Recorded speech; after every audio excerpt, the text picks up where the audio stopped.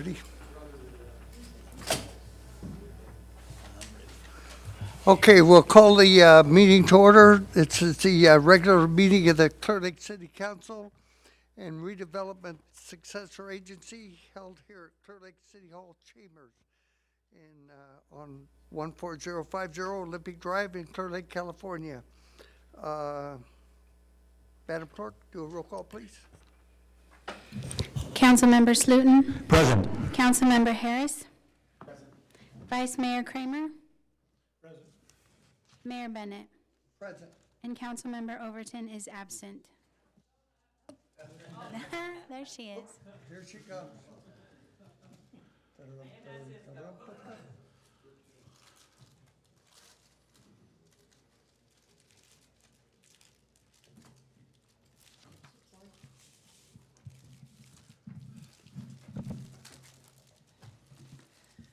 Madam Clerk, would you lead us in the Pledge of Allegiance?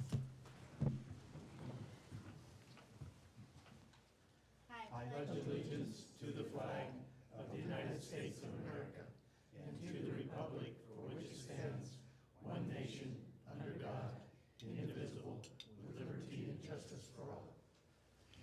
If you would remain standing for a moment, we have an invocation by Pastor Ken Saban.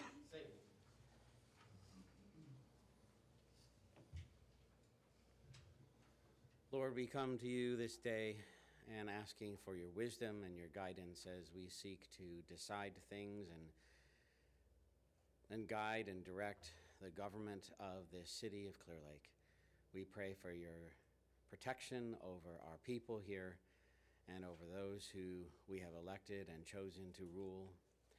And we pray that you would be with us this day. Amen. Amen.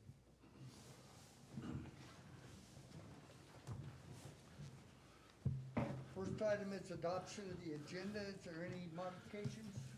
No modifications. Okay, I'll take a motion for adopting the agenda. So moved. Second. Moving a bunch of seconds, all in favor? Aye. Are there any announcements from closed sessions? Mr. Mayor, there's no action from closed session. Thank you very much. We do have a couple of presentations. One is a presentation of adoptable dogs by Clearlake Animal Control. Who's gonna handle that? I see we have a dog out there.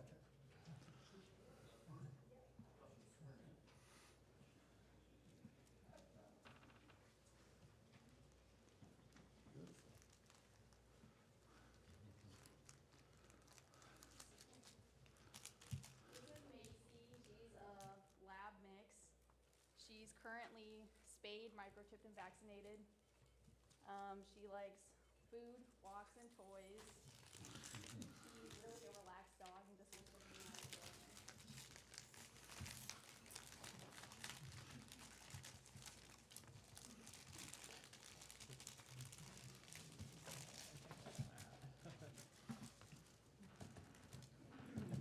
So for our statistics, year-to-date statistics, we have taken 145 dogs into the shelter.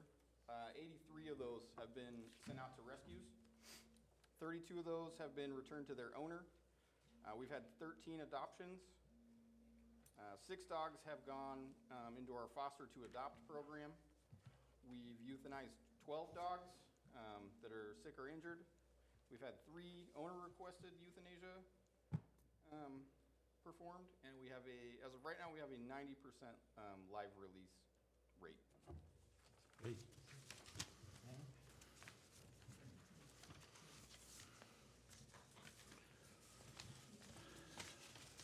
If you'd like to adopt an animal and contact the animal shelter, you can see up here on the screen. The shelter is located at 6280 Old Highway 53. Phone number is 707-273-9440. Open Monday through Friday, noon to 4. Can I ask a question? What does it actually take to adopt a dog? Maybe we should give a little information on, is there a cost? Is there? The adoption cost is $115. That includes the first. Could you step up to the mic so that we can get you on? So the adoption cost is $115. That includes licensing for the first year. We will get the animal neutered or spayed and the vaccination prior to adoption. Usually, if you have another dog in your home, we prefer you bring, to do an introduction with the dog you're interested in. If you don't have any animals, we like to have people come down and maybe take the dog for a walk and see how they interact with each other. So if there's somebody that would like to adopt a dog, but necessarily that might be a little expensive, such as a senior, is there any programs that you guys have that would still help them out to get an animal? Right now, I think the only thing we have is the discount on the licensing, but I believe we have talked about maybe working out some type of program where we do discounted adoptions. Thank you. I'm sure we'd figure something out for anybody who wants to take one of our dogs, as long as it's a good home. I don't remember the numbers off the top of my head, but both seniors and veterans receive a discount on licensing fees. I only asked because I just helped a senior that wanted a dog, but they couldn't afford all the things that go along with it. So basically, I just said, I'll take that on, and if you want the dog, so. Next, we have a swearing in of kennel technician Michelle Brooks. Lieutenant Ops. Good evening, members of the council. Tonight I'm here to introduce and swear in the newest employee with Animal Care and Control, Michelle Brooks. Michelle, if you come on forward. Michelle started with Animal Care and Control as a kennel technician last week. With the hiring of Michelle, there's some good news. It fills our last open position that we have budgeted at Animal Care and Control. Michelle grew up in Garden Valley, California. In her free time, she enjoys going to the park and lake with her son. She also enjoys going camping and doing other outdoor activities. Michelle has worked in the pet care field for the past 1.5 years at a veterinary hospital and is looking forward to working at Animal Care and Control and getting to know the employees here. So if you raise your right hand, repeat after me. I state your name. Michelle Brooks. Do solemnly swear that I will support and defend the Constitution of the United States. Defend the Constitution of the United States. And the Constitution of the State of California. Against all enemies, foreign and domestic. That I will bear true faith and allegiance. To the Constitution of the United States. And the Constitution of the State of California. That I take this obligation freely. Without any mental reservation. Or purpose of evasion. And that I will well and faithfully. Discharge the duties. Upon which I am about to enter.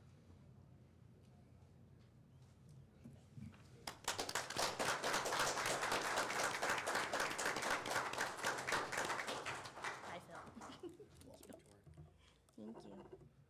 City pen.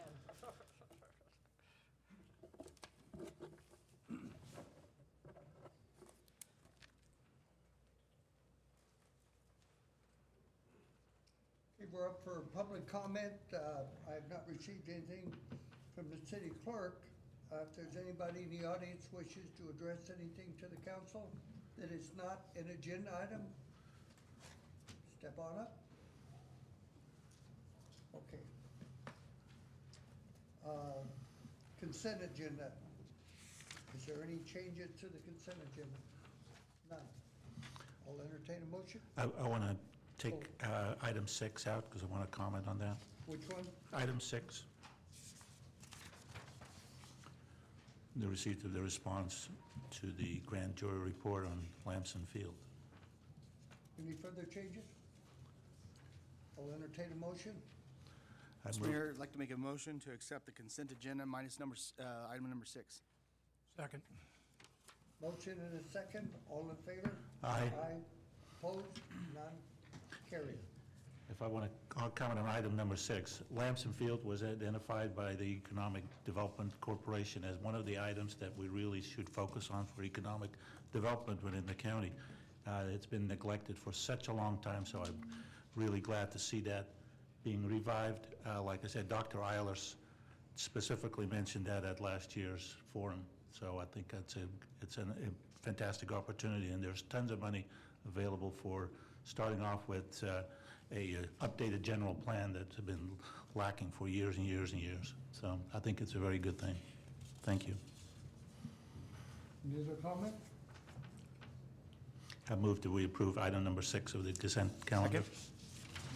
Excuse me, Mr. Mayor, we have to open that up to the public Oh.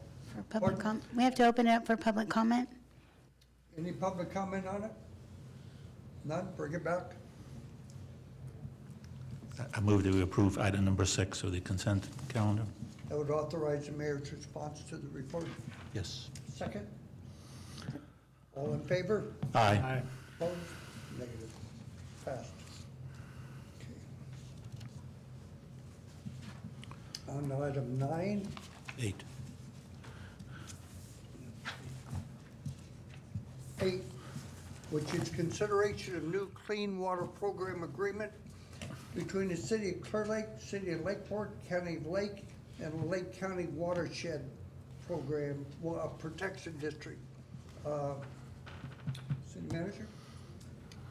Yes, Mr. Mayor, members of the council. So in October 2003, the 4 entities that were just already described, the Watershed Protection District, the county, the city of Clearlake, and city of Lakeport, submitted a joint stormwater management plan to the state. This plan ensured compliance with state requirements for stormwater discharges under all of our separate municipal stormwater sewer systems.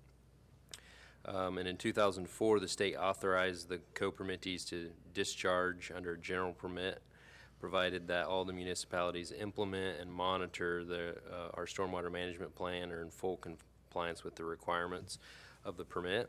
So the Clean Water Program, that's the identity that this program took on, has remained active for about 10 years, ensuring program compliance. And then activity declined around 2013, and minimal activity took place up until really last year. And as a result, the state has threatened enforcement for noncompliance with the general permit. And during the same period, state requirements continue to become more restrictive and are now linked to the state-regulated TMDL, or Total Maximum Daily Loads program. So in 2018, the County Water Resources Department, which administers the Watershed Protection District responsibilities, initiated meetings with the co-permittees in an effort to get the program back on track and reinstate the Clean Water Program. And so it was decided that it would be in the best interest of our lake and each permittee to reinitiate the Clean Water Program. So there were a lot of discussions about how that would look and who would be responsible for what things. But at this time, I think it's recommended by everyone to go with sort of the same program structure as what was in place previously. And so all of the entities need to enter into a new agreement because the previous one expired in 2009. And so the agreement you have before you is what's been agreed upon by the staff of all the different agencies. The city of Lakeport approved the agreement earlier this week or last week. And so we're asking the council to approve the agreement before you. I would add that we have, because this was something that our previous city engineer and public works director dealt with more regularly, and our current staff have been trying to get up to speed on it, but have Miss Angela DePalma Dow from the Department of Water Resources with the county here to address any technical questions that you may have. And I would say that while it isn't always the case, I've been very pleased with the participation and attitude of collaboration that the staff at Water Resources have in helping us and bringing us all together and focusing on this being a successful program. So I just wanted to thank them for that. So that's my report, and hopefully Angela can address any questions that you may have. Council? So when this first came aboard, I sat on this board, and we were in kind of the same thing, non-compliance. Rob Brown and I actually went down to Sacramento because they wanted to fine us all this money. And what they liked about it is because a county and city both showed up to their meeting, they were very impressed. We got, and we worked really hard. But it was kind of nice because they said they'd never had a county and a city that ever worked together on anything like this. So that really got us some really high points, and they knew we were working together. So they basically give us more time and depleted any fines that we would get. So I really don't want to go back to that situation. And it's cheaper and less expensive, should I say, for us to work as a team than it is for us to do these separately, because you can do them separately. So I'm glad to see that we're continuing to work with them. And I think this is important that we really keep this up and follow through, and hopefully, that we can get that going. So, and I really appreciate the county because they do work really hard with the cities to make this happen. So appreciate that. That wasn't always the case, and that's why things It wasn't the lagged a case. lot. And in fact, both cities had a number of discussions about doing something without the county because of, what had happened in the past. But I feel like the staff there are taking a different approach and have more confidence that we're going to move forward as a team. Right, we need to quit the back and forth thing. We were working really well, and I don't know what happened. So we just need to get back on track. So, and that's just what we need to do as cities and counties. We need to be working together. We're too small of an area to not work together on, especially things like this, because these can become very expensive if we don't comply. So we don't want to go that route. I have a couple of questions. So it means we're out of compliance for 10 years? And what kind of effect had it had on the lake?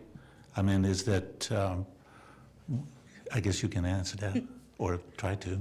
Hi, I'm Angela DePalma-Dow. I'm the technically the invasive species coordinator at Water Resources Department, but I also manage the MS4 program now, and work on cyanobacteria and the post-fire monitoring and stuff. So I have a mixed bag. So your question was, are we currently out of compliance with our permit? It's a two-part question. So we were out of compliance for 10 years. And what effect has on the quality of the lake?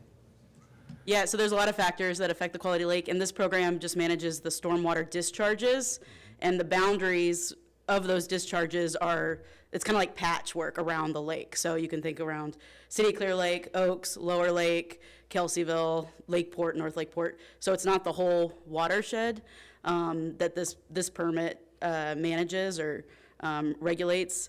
And so there has been effects on the lake, but as far as this program, there have been parts of the program that have been upheld, and there have been some that have kind of been a little bit neglected, but we're trying to pick them up. And one of the key pieces that we're missing is some monitoring information, and we recognize that, and that's something that right away, this next winter, we have to get in monitoring, because we have to figure out that exact question, is what actually is going into the lake from these discharge areas.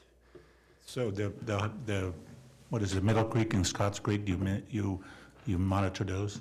Yes, we actually had a really good monitoring there for this year because of the post-fire monitoring. So the State Water Board helped us out with some funding for that. And I was literally doing the data today, but I should have some results from that in mid-May about what's there. But yeah, Middle Creek is by far the biggest contribution of sediments and inputs into the lake. Scotts Creek is kind of weird because sometimes it flows into the lake, sometimes it flows the other direction. And so we're still trying to figure that out. And then the other input is Kelsey Creek, which we were monitoring all those. And the Blue Ribbon Committee, which is currently going, and we have a research monitoring plan with UC Davis through that. They are putting some monitors on those tributaries that take samples all the time. So whereas we can only go out, there's a big storm, we got to go out and do some sampling, those monitors are there all the time. And so hopefully everything is connected, and so information from there will help us better manage and plan and be more efficient for things like stormwater discharges. So will you be providing details on how to deal with stormwater in general, or, like filters and catch basins and all those kind of things? Will that be required from now on? Because I don't think I've seen any of them here. Yeah, so those are considered under what's called best management practices, or BMPs, and we are required to have certain BMPs in place, and we do. So we have a lot of outreach, like the program you guys are having this Saturday where you guys have cleanup, that counts as a BMP. And then anytime you have the drop inlets, so you're going along the road and you see those weird little things that pop up, and then the drains right there, that collects some sediment, and then they can clean those out. And so those are types of things that are called BMPs, and we're supposed to have those, and we don't have enough. because they're really expensive. But part of this program in the MS4 is a requirement to go through and actually like itemize and track those, and then figure out where you have deficiencies, which ones need to be upgraded, maintained, and where. Part of the monitoring is really important because there might be an area where you can put in a BMP and it might not do anything, you know? So you have to be able to monitor to see before, after, see what kind of BMPs actually work really well for our area. So BMPs, like in Riverside County, some of those ones might not work here because our landscape is different, flows are different, topography is different, and so that's all part, a lot of that's built in, some requirements in the permit, and we're trying to catch up to where we need to be. I will say that another round of this permit is gonna be going into effect in 2021, and I am working closely with the state to figure out what that'll be so we kind of anticipate, so we're not caught off guard, and so we can plan that in as we go forward. Thank you. It's great to have city and county cooperation on this, but we certainly do need to step up and take care of these BMPs because it's not happening yet. I agree. I think you answered probably most of this question, but just to bring it to head, has the state looked at the program, this program, and what you're doing to implement it, and have they bought into it? Specifically said when we sign this, put in the program into effect, that will take care of what they're looking for so that we're in compliance? They specifically made that statement. They haven't, but what I have heard, well, so they have a lot, when you look at the stormwater management program compliance, they have a lot of jurisdictions that they manage. They don't always go through our reports or we submit with a fine tooth comb. So it's really hard on our end, right, to get that feedback. Like, well, what are we doing right? What are we doing wrong? Instead of all of a sudden someone then audits us and that's like, catch us off guard, but we weren't sure that we were even getting to what they wanted. What we can do is we do work really well, like for our illicit discharge detection elimination system. I'm talking to that manager at the state like every week because whenever there's a spill or an unknown discharge or a sewage leak, we have to write a report and we got to send it to them. So there's bits and pieces in the report that act like that. For the TMDL, for instance, that's one where we were supposed to meet a certain deadline in 2016, and then 2017 the state came and presented, and then we've kind of been talking with them right now to try to get on track, because that is something where we have to work really closely to make sure that we're setting realistic deadlines and goals and targets for that. So there are reports that are due at certain times of the year that you're aware of ahead of time that. Yeah, they're due every October, and that information is public on the SMART system. So anytime anybody in the public can go into SMARTs and they can look up, you know, it's not the most user-friendly, but you can eventually, if you dig around and you just, I would suggest go to Lake County. That's how your filter always works best, is select anything in Lake County and then pick a year and you could see what's been submitted. And always, if anybody has questions, they can always call me at the county. They can call Alan, too. I'll tell you to call See how Angela. she smiled? And Alan's gonna say, hey, call her. Oh, Angela, yeah. Okay, thank you. Okay. Does your district have anything to do with the reclamation area and the changes that will make as far as benefiting the lake? Yeah, so that, Levees taken down a lot? yeah, that isn't my project, but what I can tell you is that we are getting closer to getting, so the first part was getting, purchasing the properties over, so then that land could be converted. So now we're down to 2 properties, and they want to go. They just need to figure out how to get, you know, what they want to get and get out. And so that is, and then after that stage, then it's going through and figuring out the other stuff like the PG&E lines, and the logistics of raising the roads. And we were really optimistic when we set that goal of, you know, I think it was like 10 or 15 years to have that done, and that's just not a realistic goal for an area that's that large. But So that will impact the lake as a total, even down into here, once that area is reclaimed.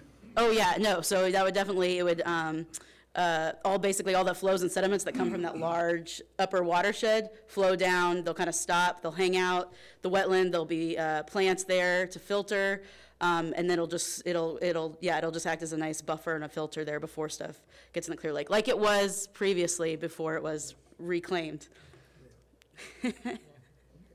One more question. Yeah. Do you work with the Ag Commissioner's Office to monitor whatever ag potential influence are hitting the lake? And if so, have there been any?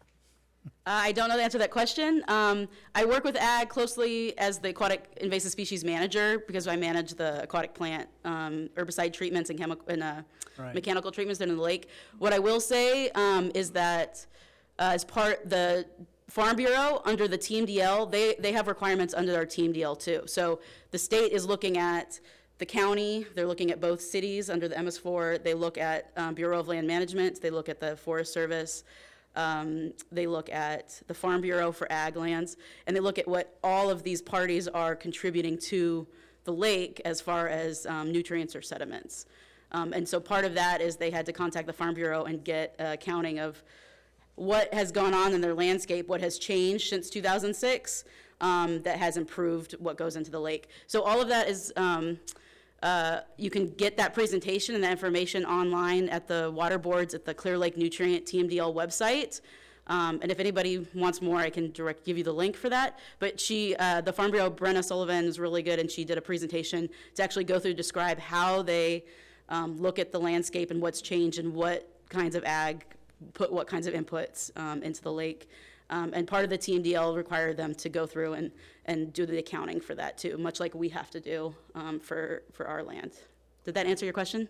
Oh, I'm glad to hear that. I'm a member of Farm Bureau. Okay. Yes.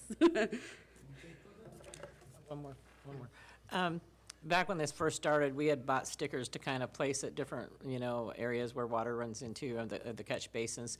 Are you guys kind of for public information to say, hey, this is what we're doing? Do you still do that? Yeah, that's a great question. Thank you for asking that, Joyce. We currently have a proposal that I'm presenting to the Fish and Wildlife Advisory Committee.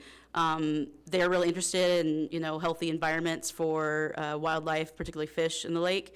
And one of the focus of that proposal is to do a drain marking campaign. So it's not just going out and finding the drains, the storm drains, and putting the stickers on that say no dumping, drain straight to the lake or drain straight to the creek, but also to supplement that with some outreach. So doing things like getting some advertisements in the newspaper, doing some interviews, doing some events, maybe a PSA. There's other things in there to kind of supplement that to get that word out, and then strategically place it in the timeline of the year, right? So right before, in fall, right before winter season when we get all the rains, we want to have that message really clear, and so everybody knows, whatever you put in the drain, once it goes down there and gets into the creek and then goes into the lake, it's there forever. We don't have any manpower to remove it. It's there. So you might want to talk to the PEG station because we actually had a PSA. Yeah. So I don't know if the county has it but I know we ran that on the PEG channel, the public access channel. Oh, cool. That we're Okay. on right now. All the time. It was ran all the time. I don't know what happened with this program because I got off and our engineer kind of took that place, because it was going really good. And then for it to just kind of crash was kind of sad for me to hear because we worked really hard to get it up and going and doing all these good things that should have continued on. So thank you for, coming and telling us what we're doing wrong. Right, thanks. And then I'll contact you, Alan, to get the information where that might be. Is that okay? Okay. And if they can find it, but I know it should be there, so. And part of the proposal too is to get some volunteers or groups to kind of go around and see, because there are some remnants already around the county. So Lakeport has some, I know you guys have some aluminum ones, and then there's some stenciling from previous efforts. So it's good to go out and see where they are. And if one seems to fade away and not last, then we don't, we have to maintain that too. And it's good to know that for that. So it's all built in that proposal, so thanks. Thank you very much. Thank Let's you. open it up for public comment, just in case, so we'll take off. Anybody from the public have any comments on this or questions? Well, you're off the hook. Okay, I move that back we, to council. any more discussion? Make a motion to adopt? Second. Motion and second, all in favor? Aye. Oh, any opposed? Passed.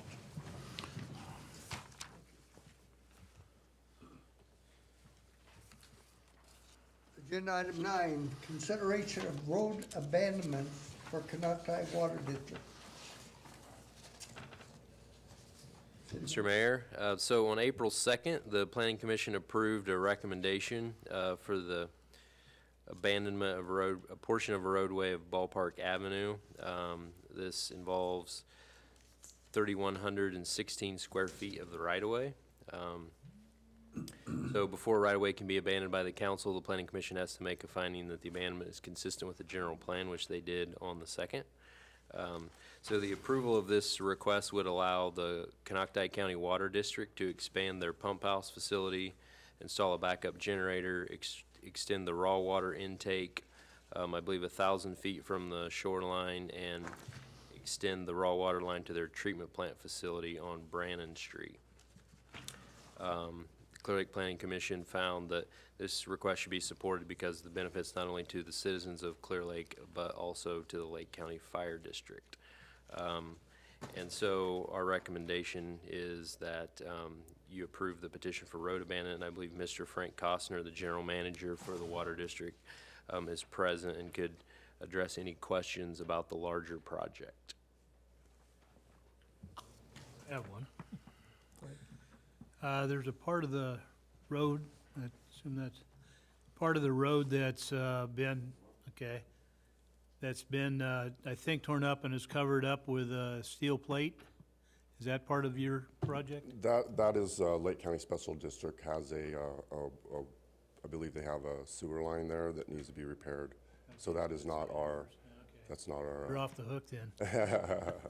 No, we would not want to have that there for that long. Yeah, it has been too long. A long time. Anyway, thank you, that's all I had, question I had. Phil, go. So, assuming that a new facility is built, I guess it would be pretty much in the same location as the existing facility there, the pumping station? It's a little bit east of that location because it's larger. We still have to maintain the existing location while we're constructing. A little bit east, would it block Beach Avenue? No, it does not pass Bella Laguna. It stops right there at the oak tree, right? Okay, so it'd be but if it's expanding, it's gonna expand right up to the edge of that, to kind of, up to the edge of Beach, I would imagine. The access, are you talking about the access road to Bella Laguna? Yes. Yeah, it's, there is a setback to that, but it is close to it. Okay. I just know that at times, the citizens that have properties there at Bella would want to gain access to that. I just want to make sure that that wouldn't be obstructed in any way. It is not obstructed. Okay, and the Ballpark Avenue would still remain a street. There's not going to be any modification to the street itself. It won't be blocked or removed or anything. That's correct. There is still access to the launches from in front of the area. It's not going to obstruct Ballpark. We're at the end of Ballpark, so we're just kind of bringing the end of it a little bit further east. Okay, and you would be essentially adopting Ballpark from Gulf Avenue to the water? Is that the case? No, it'll just be from the entrance of the Bella Laguna. Okay, just from that area. Yeah, it's a very small area. Okay. Yeah. I guess I missed that. There was not any kind of drawing on the map itself, but there's probably a description I didn't read. As part of our application, we did submit, it shows where that, Got it, yeah, I got it. The very last page of your packet. That was the first one I looked at. Okay, so with that being the case, then people that come in off the lake, you've probably seen this happen. That particular area right there is the most common area where people pull over and wash off their boats and that sort of thing. Is any of that going to be changed or obstructed? yeah, they're not going to be able to pull their boats right at that location. That will be blocked off That's where after. the pump house is. Okay, so that's where everything's going to Yeah, go. that's where everything has to go. Okay. And that way it minimizes our footprint, and it just kind of keeps that little square in the corner of the park. It doesn't expand onto the, the boat ramp area. And will this new facility be raised up considerably? I saw you all out there during the floods having a panic attack. Yes, that's one of the things we're doing is that it's going to be the bottom of the pump house will be at the 100. It'll be above the 100-foot flood. So that's part of addressing this issue. We're addressing that, and then it's funny that we had the county here addressing the sediment issues because there's actually a stormwater drain that's about 10 feet from our current pump house, and so our lines only go about 400 feet out into the lake right now, and we're extending them 1,500 feet. And the stormwater right now dumps right into where our intake is. And so it actually, one of the other reason why we're doing this project is in the wintertime when we have this big stormwater, our lines will be way out into the lake and it will be it'll, you know, So your pickup will be a lot better. it'll be better water we'll be pulling. So the South Shore Little League pulls water from a very similar area. You would probably, Mike, you might have a better understanding of that. Do we know if it's connected in any way to this draft, or is it a separate draft? A completely separate draft? Yeah. Okay. And is it side by side with this one? Say that again? Is it side by side with this one here? Yes, it's actually off of the city's pump that we have right there, right, and actually next to theirs. Okay. So what you guys will be doing then is extending your draft line out. Yeah, it's actually going to be going, it'll be bored underneath the ground, and so it's actually, won't even be digging up the shoreline. It'll be going underneath about 30 feet out into the lake, and so it will not affect their intake or your intake. Right. I guess the reason I'm asking the question is because I'm thinking if there's effort being put into putting some sort of a extended draft, it might be an advantageous time. But if that's boring involved, it's Yeah, we're boring it, and, Okay. and theirs don't go out very far. It's because it's only used for the ballpark. You know, it doesn't care if it's dirty or algae or whatever. well, that it has been an ongoing problem with plugging sprinkler heads. yeah, That's why I was sitting I there didn't think about that. contemplating the situation. What can we gain out of this situation? But anyways, thank you so much for answering questions. Thank you. One thing we gain is I'm in Canocti Water District, so I'm glad we're gonna have a little better quality water. Dirk? Are there any other utility lines within that area that you're abandoning? No. No sewer, no electric, no other public utility has any lines in there? Our lines are in there. Okay. Okay. I think it should be abandoned by the state highway code in case there is anything in there. So that's my only comment on the resolution. We've already had it surveyed and USA'd and everything, and there's no other utilities in the area to be abandoned. Any questions from the public comment? Seeing nothing, thank you very much. Thank you. I'll bring it back. Move, if we're ready, to make a motion that we adopt resolution number 2019-21, approving a petition for abandonment of a portion of Ballpark Avenue right-of-way between APN 040-240-10 and 040-271-01. Second? Have a motion and a second. All in favor? Aye. Aye. Any opposed? Carried.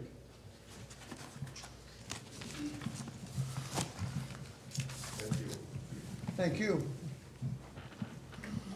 Item number 10, discussion and consideration of amendments to sections 5 and 18 of the Clearlake Municipal Code related to cannabis businesses. Mr. Flohr. Our consulting planner, Mr. Price, is going to handle this item. Mr. Mayor, members of the council, good evening. The ad hoc committee recommended the city adoption of amendments to the municipal code for bringing in what's called micro businesses. So we're looking at amendments to the code, both from the zoning and the police sections of the code to accommodate that. The Planning Commission adopted Resolution 2019-03 recommending the amendments. The amendments include redefining the micro businesses to include and require that they include a component of retail and determine their locations that they may be permitted and how they can be permitted. General operating requirements would be revised to include the micro businesses subject to a discretionary use permit by the Planning Commission, and adding micro businesses to the definitions of our commercial cannabis.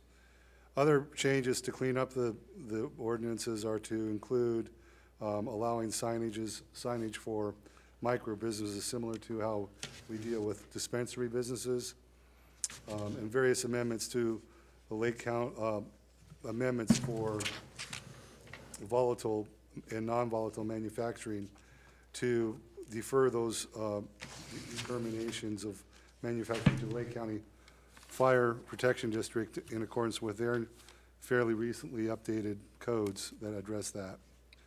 Other changes include confirming cannabis processing as a ancillary integrated part of operations for manufacturers, cultivators, so they don't need a separate use permit for that. And several other sections of the code were deleted because of redundancy. So in conclusion, Alan had some discussion with the fire district. Wanted to let him talk about that a little bit. Sure. Well, so micro businesses are an allowance in the state law that would allow a retailer, in our case, to perform other parts of the operation that require additional permits normally, if it's certain size and with certain requirements. So it could also act as a distributor and a cultivator under certain thresholds at that same site as the retail dispensary. So there's some interest from some of our retail operators being able to take advantage of this. And so one of the possible, so there's, I think, 4 possible permits, and to be a micro business, you have to have at least 3 of those operations at your location, one of which would be manufacturing. And so the fire district, you know, they've had a lot of concern that's, you know, on the volatile nature of a lot of manufacturing. And so we sat down and reviewed this, and, you know, just wanted the council to be aware, because they couldn't be here tonight, that they're okay with what's being proposed, and similar to any other type of manufacturing permits that have been issued by the Planning Commission. You know, if they wanted to perform a volatile process, what's considered a volatile process, they would have certain requirements that have been outlined by the fire district to be able to do that at the premises. My understanding from attendance at the ad hoc committee and talking to some of the retailers, I don't anticipate that they're going to want to do that at these locations, the volatile manufacturing. But that's just something that the fire district wanted clarified, that there wasn't a way to kind of sneak that in at a later time, and they would have concerns about the location of these, you know, in sort of our downtown communities, and there being some danger there. But based on the way the ordinance has been drafted up, they're okay with moving forward.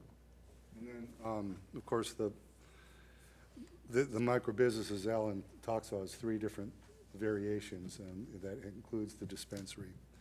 And so right now we have 3 dispensaries. That's the maximum you're allowed in town. So the micro business would not be able to operate until one of those was abandoned or expanded for that. Well, the existing retailers could apply for that permit and operate, but yeah, like you mentioned, there can't be a new one that comes in town unless one of them closes under the current code. So we're recommending that the city council determine the project's exempt from CEQA and adopt ordinance number 22-9, 2019, amending sections 5 and 18 of the municipal code. And we're both happy to take any questions. Okay, so no zoning actually is changing. They have to be in the same zone we have designated now, okay? Because I didn't have time to really get into detail. I tried to read it all, but it was just really hard. And so also is when so they're going to be able to sell to outside of the area is my understanding with these micro businesses, but that will retain taxes on those? Well, that's so they would have to go, so if this ordinance goes into effect, in order to operate as a micro business, they would then have to apply for a use permit and have that use permit approved by the Planning Commission. And previous city manager, his recommendation was that in order to do this, as part of that process, those 3 existing dispensaries would be allowed to do it, but it would also require a development agreement similar to all of the other commercial cannabis businesses that we have, so. But still, they'll be allowed to sell out of the area at that point in time. Let's say they go through all that process, and I'm just looking at, is financially, what do we gain from this also? And my understanding is if they sell, let's say they sell in LA, their taxes are still taxed on here because this is where it remains, and then the taxes would come into our facility on top of the agreement. Is that correct? Correct. Well, I mean, the retailers are paying state excise tax now. It's a relatively small amount, but they are remitting that. And the amount that the city gets is a relatively small amount, but they're paying that on their transactions now. What we would be benefiting from is the 5% development fee. Right, because right now, they're operating kind of as non-conforming, they didn't get their use permits. And if they were to bring their businesses up to compliance with a micro business, they'd have to get a development agreement, and then they would have to start paying additional fees to the city. 5% on top of, okay, all right. And so, we have one of the operators here, maybe you want to ask him some questions, but from the ad hoc committee meetings, my understanding is the reason that they are interested in doing this is primarily because of the distribution license. So now they have to pay a markup on their product, which then they sell on the retail side, which is more than 5%. And so if they could do this, it'd actually make more business sense for them to be able to pay the city the 5%, and they'll still. Right, we would also get the 5%, plus they would, I've talked to Chris and Quincy, and I've been kind of trying to figure this whole thing out on how that's going to, benefit everybody. So, but I was, so Chris, maybe you can come up here and ask, you probably know this answer, so, or. So, Chris Jennings. So on the taxes, let's say if you sell out of the area, does those taxes get taxed on our base, or does it get taxed on it's collected here. It's out of our facility. So over on Dam Road, for instance, as a distributor, this is kind of, this ties into the dispensary aspect. I have distribution on Dam Road, so once it's fully up and running, what would happen is transactions placed here, then it's brought out to where it needs to be brought to, so your taxes would be collected here as well. So we do pay 24% excise tax, which is a 15% of a 60% markup, but it's basically 24% across the table to the state. We pay our local sales tax, whatever that is right now, 8-something%. And yeah, so basically prior to Prop 64 being approved under collective law, we were already doing all this, and that you guys have been cool with ever since I think 2008. 2004 dispensaries came around. I think 2008, 2009 is when they became kind of like legit in here in Clearlake. Ever since then, as a collective means you can grow, process, trim, distribute, take care of yourself. It's, as a collective of patients growing together, bring it to the stores. And then once Prop 64 came through, it basically just chopped all that up into a bunch of million pieces. And now every aspect of the business is it's a different little piece of the business. So the benefit would, for instance, would be I do $1 million in sales next year. You guys collect $100,000 off me, if that's 5%. It allows us to not be so competitive. You have large companies right now coming in and kind of just cornering the market, buying out the little people. So it allows our, the other clubs or the other dispensaries, including myself, to go to our local farmers and saying, hey, I'd like to purchase your flower, and then, keeping it, you get more of that, like the hometown vibe. You keep it more local. You're not like outsourcing flower from Mendocino, Humboldt County, all these other areas that have our distributors that you're working with. You can then now work with our local businesses who are up and running, and it just kind of, the ripple effect, it just ties everything together. So yeah, taxes would be collected, and there's actually some interesting things going on. They'll probably end up being on a state level and probably be in some federal court cases here really soon.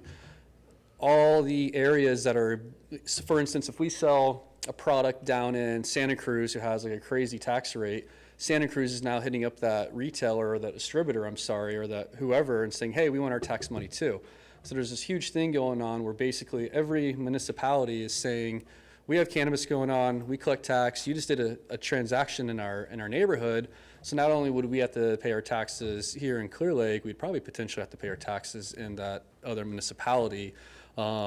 That's a big new thing that's happening. I'm kind of keeping an eye on, so that's something that'll probably happen. Or it could be wherever the product is actually going to is where it's taxed at, kind of like a car. No, they're You know, doing you buy both your car places. here, you So know. that's another thing you guys should keep in mind. Like, we have distributors coming in here, and we should look this up and, kind of keep an eye on this. What if we have all these other distributors coming here in Clearlake dropping our product to our shop? I mean, if there's a chance you guys are potentially able to collect tax revenue from those transactions happening here, if that's available and it's rural that you can do that, it's probably something you want to roll the dice on and go look into and maybe spend a little money to try and get, because a significant amount of money can come back to you guys because of that. But I think that's going to go to like a higher type of level thing that's now all coming up now, where there's a lot of like Somebody else pushback file- on it. We'll let somebody else file that lawsuit. No, I'm not saying you guys file it, but I'm just saying it'll be a big distributor that's worth gazillions of dollars that files that lawsuit, that then you'll have the court ruling that says, yes, you can, or no, you can't.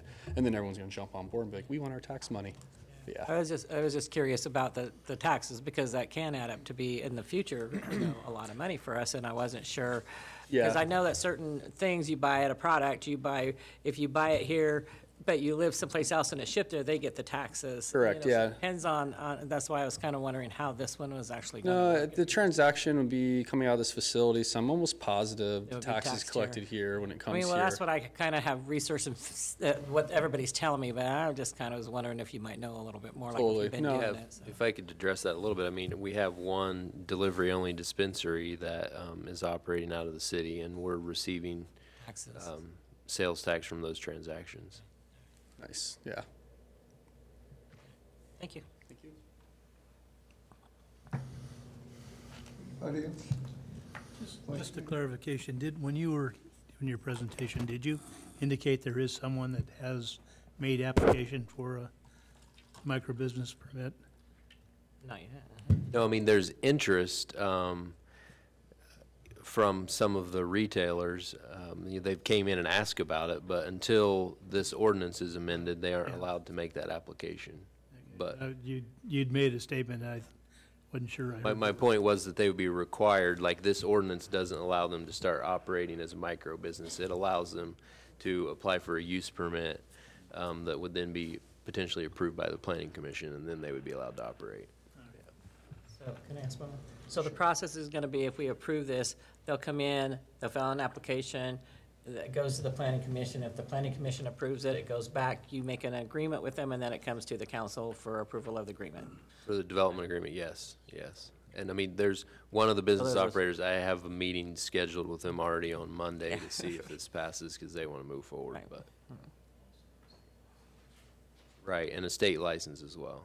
But And we only have 3 in the city, but could it be also that maybe some of these are already operating sort of as a micro business, and this just helps bring them into compliance?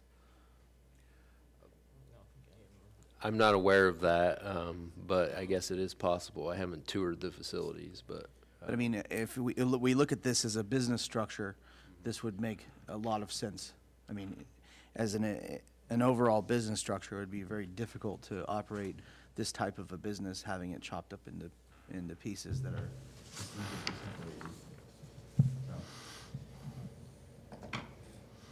Anything further? Open it to public comment?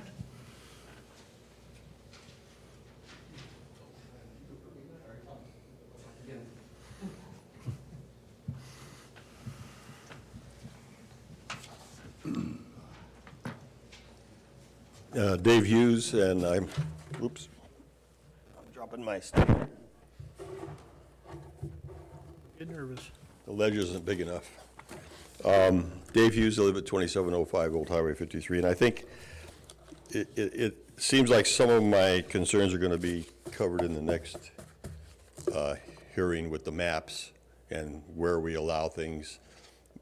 I've been before the council many times, and my concern is always not it's where it happens, not if it happens necessarily. And I'm kind of like, I don't want it in my backyard. Just looking at the micro business, it looks to me like the micro business definition is skirting, for lack of a better word, we're allowing 12 licenses, I think, in the city, and 3 dispensaries and 2 delivery only. If one of those people can add 2 other facets of the cannabis business, and that doesn't detract from the 12 licenses, then we're not allowing 12 anymore. We're going to allow 15 or 18 or 21. And I think, at least at the inception of the committee, which I was on, we wanted to limit how many until we see how it goes. And my understanding is, even at the state level, it's not generating what they hoped it would generate tax-wise, like 1/3 of what they projected last year or something like that. I don't remember the numbers. I came before the city council when medicinal marijuana was introduced into the city. And I said, we don't have to allow this. But the council at the time decided it was a good thing to do. And what happened? Growers came in droves and did illegal growing, and we had problems, and we had killings, and we had illegal grows. And from my standpoint, I don't see the value of the cannabis industry yet in this community. So I'm kind of anti-cannabis, even though I smoked it when I was in the Army in Vietnam. And, you know, I don't see it as a benefit yet. Maybe it will be someday, but I don't see it as a benefit yet. And again, I just wanted to kind of mention on this hearing 10, it seems like we're skirting the 12 licenses by allowing somebody that has a license to add to his license and do other things that are part of the 12 licenses and not take it away from the 12 licenses. So we're already adding, before we know the full effect of what all this is going to do to the community, which is why we wanted to limit it to the 12 to begin with, we're already adding to that. And we still don't know what the adverse impacts are going to be. I know the illegal grows are a lot more under control now than they were. Code enforcement's working a lot harder, and we have more money going that direction, but I think we still have problems, and I just don't want to see them be made worse. The other, now I'm not sure if this is 10 or 11, but Exhibit A talks about commercial cannabis uses. And I circled commercial because when we get to the maps, I'm seeing commercial cannabis uses allowed on residential designated properties. They're not designated for commercial use, they're designated for residential. 10 to 11. Is that 11 too? I wasn't sure. We've got maps to hand out on. Yeah, okay. So we got the maps that'll come, so that must be 11 too. But again, I'll leave it at that for now and wait till we get to the next round. Yeah, you mentioned that, I think there's some mix-up in the understanding of the micro business as it relates to location, because there's different combining districts where, when you were on the ad hoc committee, where the retail dispensaries are in a much smaller area, and then the 12 commercial cannabis areas are much larger. They don't deal with dispensaries. So a micro business in our, the way we define it, has to include a retail dispensary. And so the micro business would only be located if they would be approved by a planning commission use permit in those areas where dispensaries are located, and not in those other areas where we've permitted cultivation, manufacturing, et cetera. But you say they have to do 3. Yeah, micro business has the dispensary and then 2 other activities that could be cultivation of less than 10,000 square feet, manufacturing, testing lab. Oh, and I guess my point is, do we want to allow cultivation where they're doing the retail? That's my point. So, Leave it to the planning commission to make that decision. Right. On discretionary basis, for these plans. of course, we don't even have to let it go that far. Of course. We can say, Of course, yeah. you know, we're not going to do it. I just I mean, wanted to again, clarify that for everybody. okay, and I appreciate that because I wasn't certain either. But again, if it allows some of those 12 uses, even maybe it's reduced in size, it still allows it. And do we want to allow that in a retail area? So, I mean, and again, we have the 12, now we're going to have some of that 12 staying there, but the dispensary can take a couple of those 12, so we're adding to the licenses. So anyway, that was my point. So.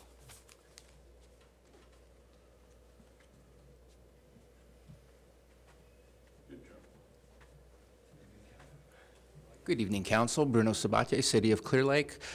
Number one, if you allow microbusiness, they will not be allowed to cultivate. You already have a zoning ordinance that says no cultivation where retail is allowed.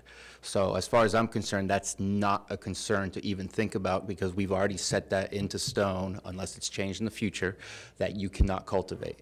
Number two, processing can be as simple as rolling joints. That's what our dispensaries were doing before and being able to sell joints. They are not legally allowed to do those simple acts right now without having a processing license.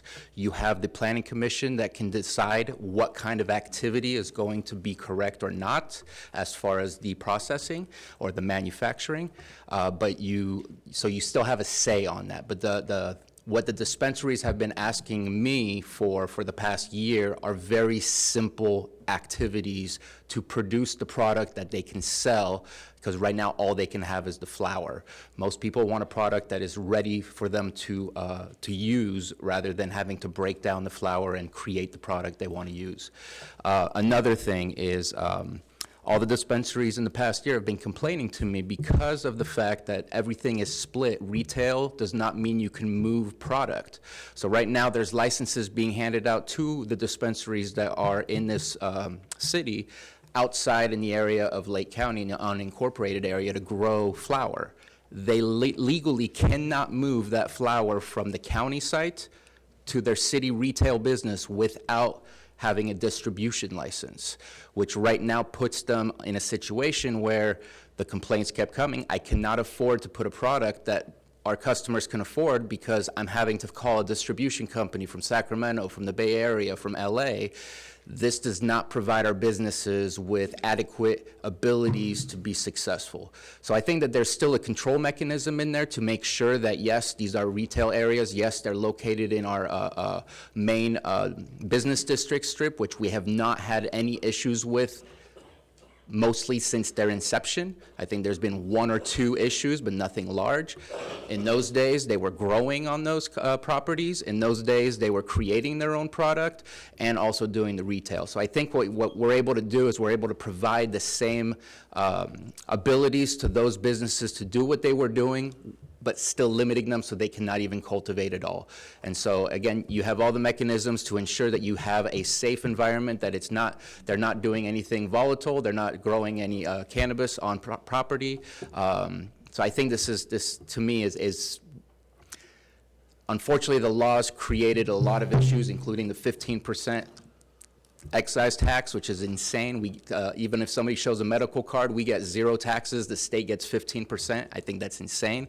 But that's the way that the law was written, and the law was written in a way that kind of split up so many different processes that are involved in a business, that doing what you're doing right now and reviewing the micro business license type allows for those businesses to actually thrive. So please, thank you. So, to expand upon something that Dave was talking about, I want to just say that, I couldn't agree more that I don't want it in backyards. I mean, obviously it turned into the Wild West. And the entire intent of this is to take it out of the backyards, to take it out of the 50 by 100 lot next to your house and to put it into a retail regulated facility. And I mean, I think that's, we're already showing success in that happening. And I think the idea here is to, from my perspective anyways, is to work with these businessmen and women and turn this into a situation where everything is above board and we have clear monitoring set up in place and we have the rules in place that can be followed rather than making it in the shadows. And the problem that we run into is that the Pandora's box is open. We're not going to suddenly stop having people that want to buy marijuana. So what we have to do, in my opinion, is provide a source for them to buy it at a reasonable rate. And so they're not trying to buy it from Johnny Backyard grower, because that will happen. There's either going to be the black market for it or there's going to be the legitimate market. And my objective is to make sure that the legitimate market has all the tools they need to stay afloat so that we can regulate them and keep track of them and know where everything that's going on with them, as opposed to the backyard expansions, which I do not want. You know, that's been a major problem. And I do see a dramatic improvement in our community as far as the backyard stuff is concerned. And I'd like to continue to see that happen. But unfortunately, you're never going to see a significant reduction in the use of a product. Once people have established, you know, their choices, they're going to continue to buy the product. We just need to make it available to them in a way that's satisfactory for everybody involved. So that's my opinion on that, the comparative, but thank you.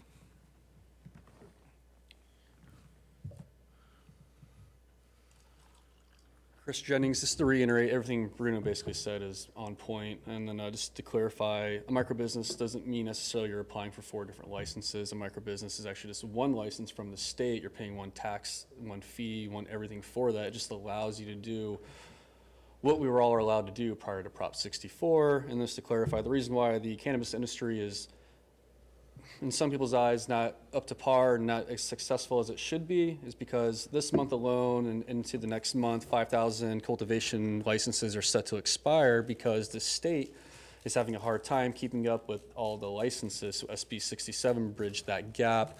So basically, if you're waiting on Fish and Game, which is typically a 90 to 120 day turnaround to get sign-offs from Fish and Game, or if you're waiting on a CEQA review, and as we all know, a CEQA review can take quite some time. It takes time to prepare it, send it out, do it all, and deal with it. That is the reason why the state hasn't been getting their money. It's not because the cannabis industry is failing. It's because the state can't keep up with the demand of what's going on. So just to reiterate that, also that a micro business is a one license that we all used to be able to do. And for instance, owner of Lakeside that I am, we've had one incident that I know of prior to me buying the place. It was when the old owners had the place. Someone broke in through the roof and stole 2 plants. And so I'm sure the chief could probably go pull the data on the amount of times that they've had to respond to a dispensary for some sort of issue. It was us because of the 2 plants, and it was DMM, Compassion Center, for a big screen TV and some candy. And that's about it compared to B&B, Walmart, all the other places that we're constantly dealing with problems. Thank you. I have a quick question. Oh, go ahead. It was just a logistical question. How much of your product is flower or joint compares to all the oils and all the other parts of it? Do you mean the console? Like how much stronger is it? Yeah. What do you sell more of? The balms or the so the flowers? number one seller, the 2 top sellers in all of the market, and we definitely see the same trend as pre-rolls, joints, and the vape pens, the cartridges. That's all. People want stuff on the go. You know, like no longer people coming in and like buying half ounces, ounces. People are coming off work. They're doing whatever they're doing. They're coming in. They're buying a joint. They're buying a vape pen. They're buying something small. I mean, they're buying everything else, but our numbers on the books and our point of sale system and this data through the state because of track and trace that's slowly kicking in. There's some metrics that are able to be out there, pre-rolls and vape pens. So if you want to take that to a licensing aspect, that's cultivation, processing, manufacturing, distribution, retail. Once again, everything that we once were doing. Okay, thank you. Thank you. I have a question for staff too. For sure. One question, I'm done. How many applicants are on the waiting list? And how many are operating? We don't have a waiting list at this point. Okay, that's all I have. Probably all three of you guys want to do it, right? No, I mean all the other businesses that have been approved, how many are actually operating? This is another reason why the taxes and the state revenue and everyone that is expecting this huge amount of money, inflated amount of money that's supposed to come in. No one over in Howard's area, the warehouse facility's operating. I'm not operating. Nowhere off Ogden, technically, some of the people there should be operating because the fire department doesn't have a full sign-off on them. So when it comes down to it, all the other businesses other than delivery-only dispensaries and the retailers are not currently operating because we're going through our crazy list of mitigated measures that we have to deal with when it comes down to it. And it not only is it every bill I have is $10,000, like minimum. It's insane. So every bill is that like that. It takes time to get built out. So I just hope we don't lose faith in the cannabis industry. It is going to do well, and it's just going to take a year or two. You know, a development project with any other development project doesn't happen overnight, and we're held to a much higher standard than, say, to building a regular old retail store. You know, their CEQA review is totally different than our CEQA review because we're not recognized as really pretty much anything. Plus, air quality thinks we're a geothermal plant, which is crazy. Chris, are you going to be? Will you be applying for a micro business? You know, I was hoping I wouldn't get asked that question. Here's the truth. Okay, here's what I'm getting to. Okay. Bruno Supervisor Sabatier just indicated that there's probably only two things that that a dispensary is going to have components that will apply to the micro business requirements, plus the dispensary, which is part of that. I think there's some truth to what he said, but I think there's one small thing that is incorrect. Under cultivation, you can have a nursery, and I'm pretty sure that we can have nurseries in our locations because it's not considered cultivation of flowering a plant. I don't remember. I don't know if that was the case or not, and if I'm wrong, sorry, Bruno, I'm not trying to call you out. I just don't know if we separated a nursery, which is this growing immature plants, that then goes to licensed farms, which is a really major aspect. You know, I'm doing 625 plants out in Jerusalem Grade on my county property, and I'm probably going to expand out to about 2,500 plants next year, is over 4 acres. So having nurseries are very viable, but compared to a cultivation, meaning flowering the plant, which then create the smell, which you have, you know, a gentleman behind us who doesn't like the smell and all those other things. So I don't know if a nursery was excluded out of that, but I mean, he's correct. Manufacturing, give me a processor's manufacturing. Manufacturing could be food grade edibles, a kitchen, and I don't think that would be an issue. There was 4 of them, out of all of them. So you can have multiple manufacturing licenses. What would you most likely be looking for? I would probably, honestly, it's the space aspect, and this is going to tie into your next agenda item. At the dispensary, you have a place where the product's at. You have an area where you come in and get checked in, check your ID. You have a storage room where your records and everything's kept. When you fill out these state applications, you got to provide them a building diagram. And on that building diagram, they want to see, for instance, for a distributor, they want to see where you're packaging, where you're storing, where are you quarantining product that comes in while it passes through state testing, rigorous testing, insane testing, cleaner than the food we eat type of testing. And then it goes in there. So pretty much every business, every part of that micro business, so each one of those license type things needs to have its own little separate thing. So I'll get more into this in our next agenda item, but if I was to apply for things, I'd go for manufacturing for a food grade kitchen and do edibles because frankly there's no hard candies on the market and they're overpriced and it's not right. I would go for distribution. And then if I could somehow relocate or tie in whatever else, I would probably add another one because a micro business is up to 4 license types that you can pick, but you can't be less than 3. So if you're already tied in as a retailer, you could pick 2 more or 3 more, and if you have the space provided, you could do quite a bit. You can have a full-on operation. And when I just said potentially sales next year of $1 million, you tie in all these other businesses, that $1 million turns into like $3 to $5 million, and then for every $1 million, it's $50,000 going back to the city. And on top of employees, I have 10 full-time employees, not counting myself, and I'm looking on bringing on probably about several more once everything gets up and rolling. So yeah, distribution is the most important part, Russ. Like you got to have distro. You got to be able to accept it. I want to go out to the farms. I want to work with the locals. I don't want to sell indoor weed from Sonoma County. Distribution would be. It's key. It's huge. You got to have it. You have distribution, don't you? Exactly, but from a business aspect, if my business, Lakeside Herbal Solution, had other licenses attached to it, hopefully sometime in my life, in the next like 10 to 15 years, I could sell off my entire business and retire and be like, here's everything, and that makes it more valuable. But honestly, I think in 10 years, we're not going to be looking at cannabis dispensaries anymore. I think it's going to be federally legal within 2 years, so. Yeah, but distro is a huge one, and I think your other main component's going to be, I know D&M wants to do clones. I'm not trying to speak on behalf of anyone. It's kind of like through the grapevine, but they've always done cuts. They've always done clones. They want to provide plants to the people growing clean plants, certified plants, doing it right. And I think manufacturing is a huge aspect, not using volatile type manufacturing, but processing, not extraction necessarily. You know, extraction's great and all, but there's processing and being able to package, you know, there's all, what sell people the shovels to go dig gold, right? You know what I'm saying? Like in the pickaxes. The money's not in making oil anymore, distillate's $4 a gram. The money's in trimming people's weed, packaging their product, getting it all ready for the market, doing those ancillary types of businesses that people aren't really focusing on. That's the money, and that's what the smart people are going to focus on. It all ties in. It's a ripple effect. Thank you. Thank you. Just real quickly, Dave Hughes again.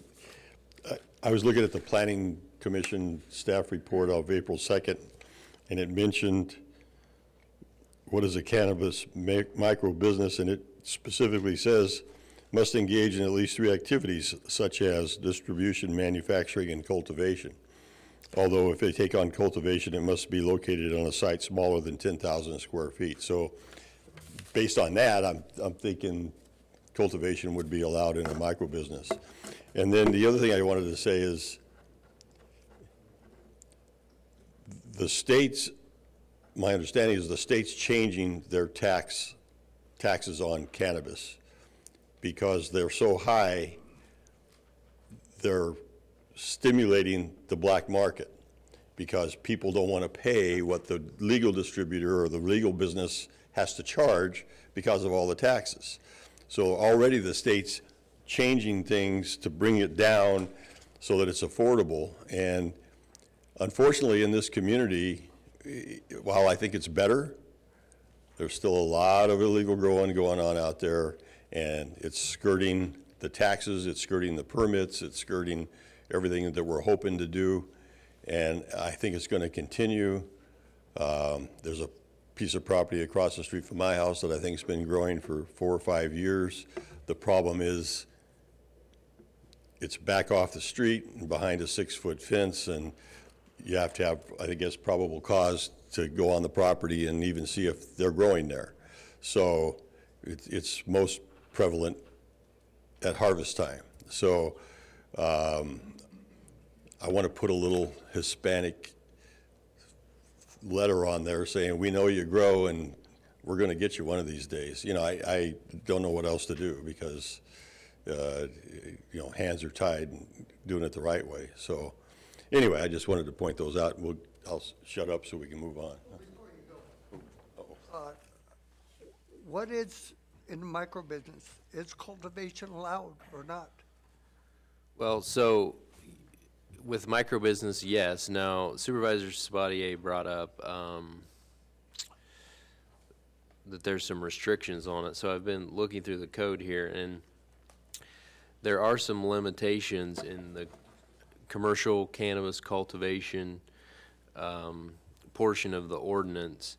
And actually, I was just talking with the city attorney, it's actually probably not constructed too well because there's a description in the ordinance of physical boundaries of where cultivation is allowed within the city. And you know, the way the zoning ordinance is supposed to operate is you have that type of thing is handled through the zoning map, which can be amended separate from the ordinance. And so we'd have to do a little bit more research, but it looks like based on the existing ordinance, some dispensary locations may qualify for cultivation and some dispensary locations would not.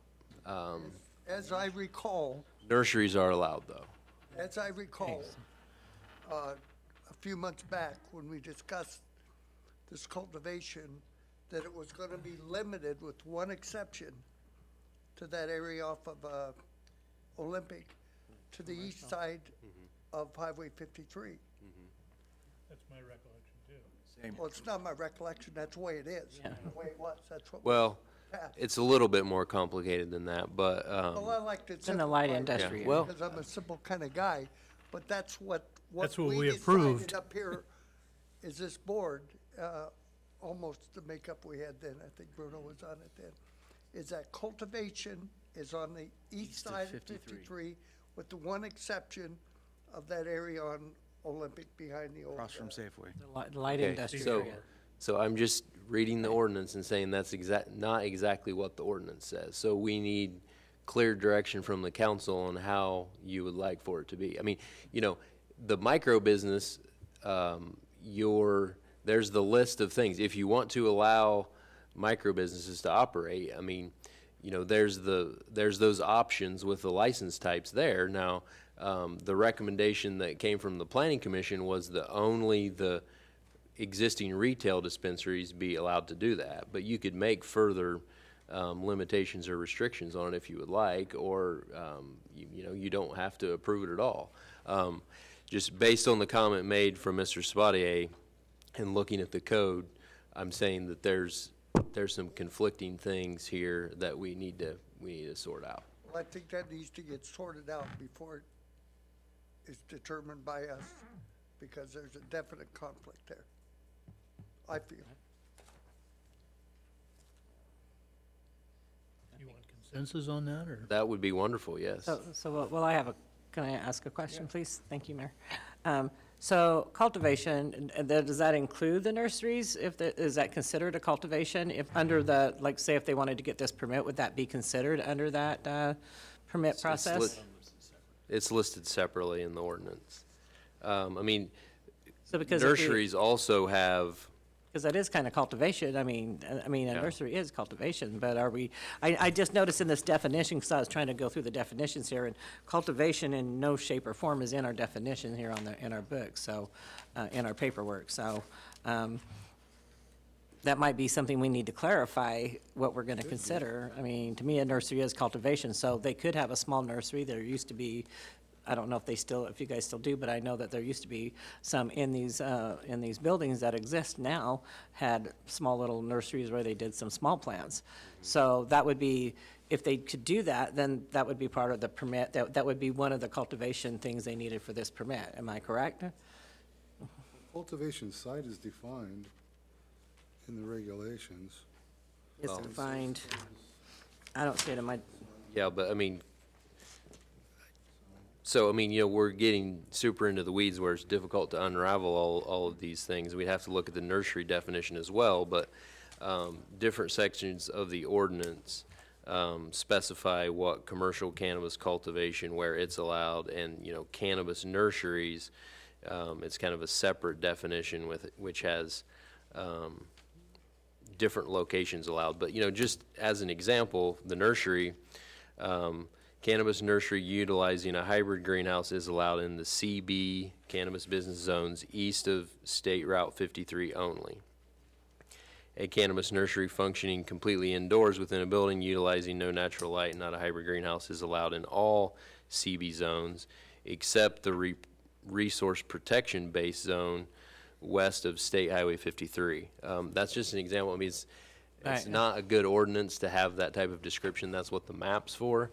And then when we update the zoning ordinance, our recommendation is going to be to completely eliminate the resource protection zone. So, you know, that creates another conflict. So, you know, I think having some clear direction from the council on this is a section that needs to be updated. I would like to see us table this until that's been sorted out. Well, but we need direction from you on how you want us to change it before we can do that. Just what's the difference between cultivation and nursery? What is that? I would say that nursery is a type of cultivation. It's Right. cultivating a younger plant. it's just a subcategory is what I look at it as, is we have a cultivation which we think as a large plant, and a nursery that is more, when it comes to the marijuana, is more of the smaller size, under 6 inches, isn't it, normally? Retail, you can't sell nursery 18 inches 18 inches, okay. So that's what so maybe there should be more of a subcategory under cultivation instead of its own, totally own. I mean, it just seems to me like it just needs to be moved as a sub, and it doesn't really necessarily need to The way be we've been changed that much. defining it in terms of staff is we have cultivation, we have nurseries, we have manufacturing, we have testing labs, we have, and those are all separate categories as defined.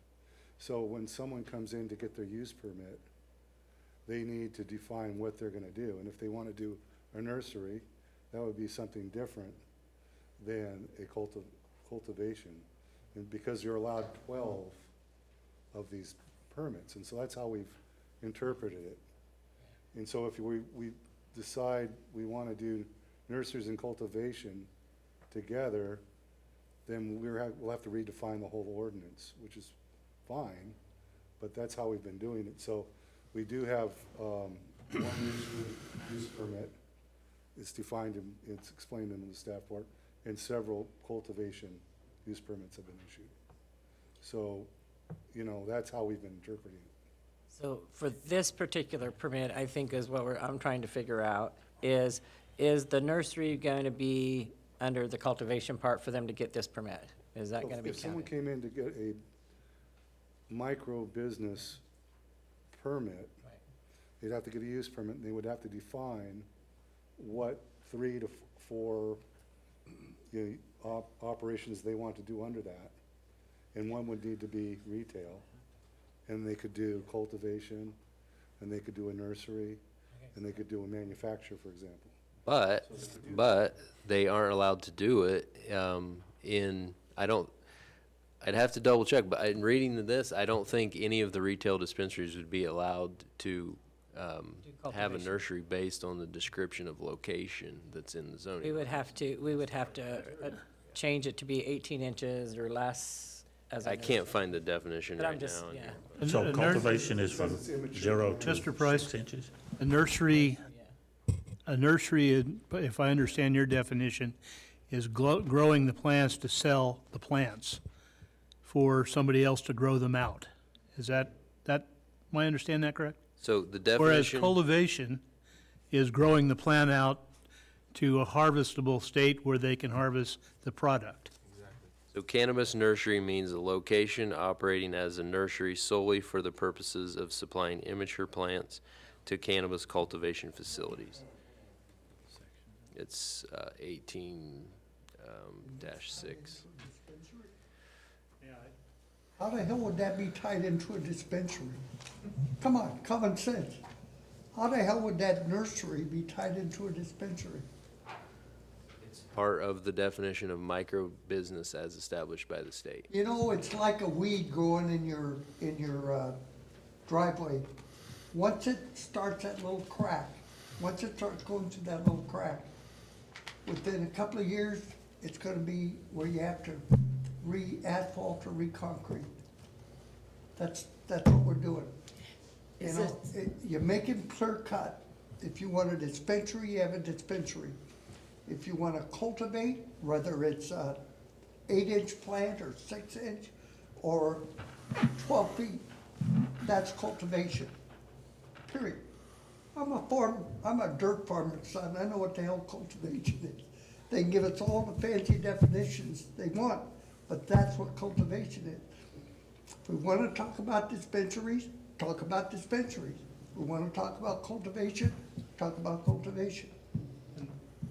That's my rant for the moment. Phil's been waiting to get in. Okay.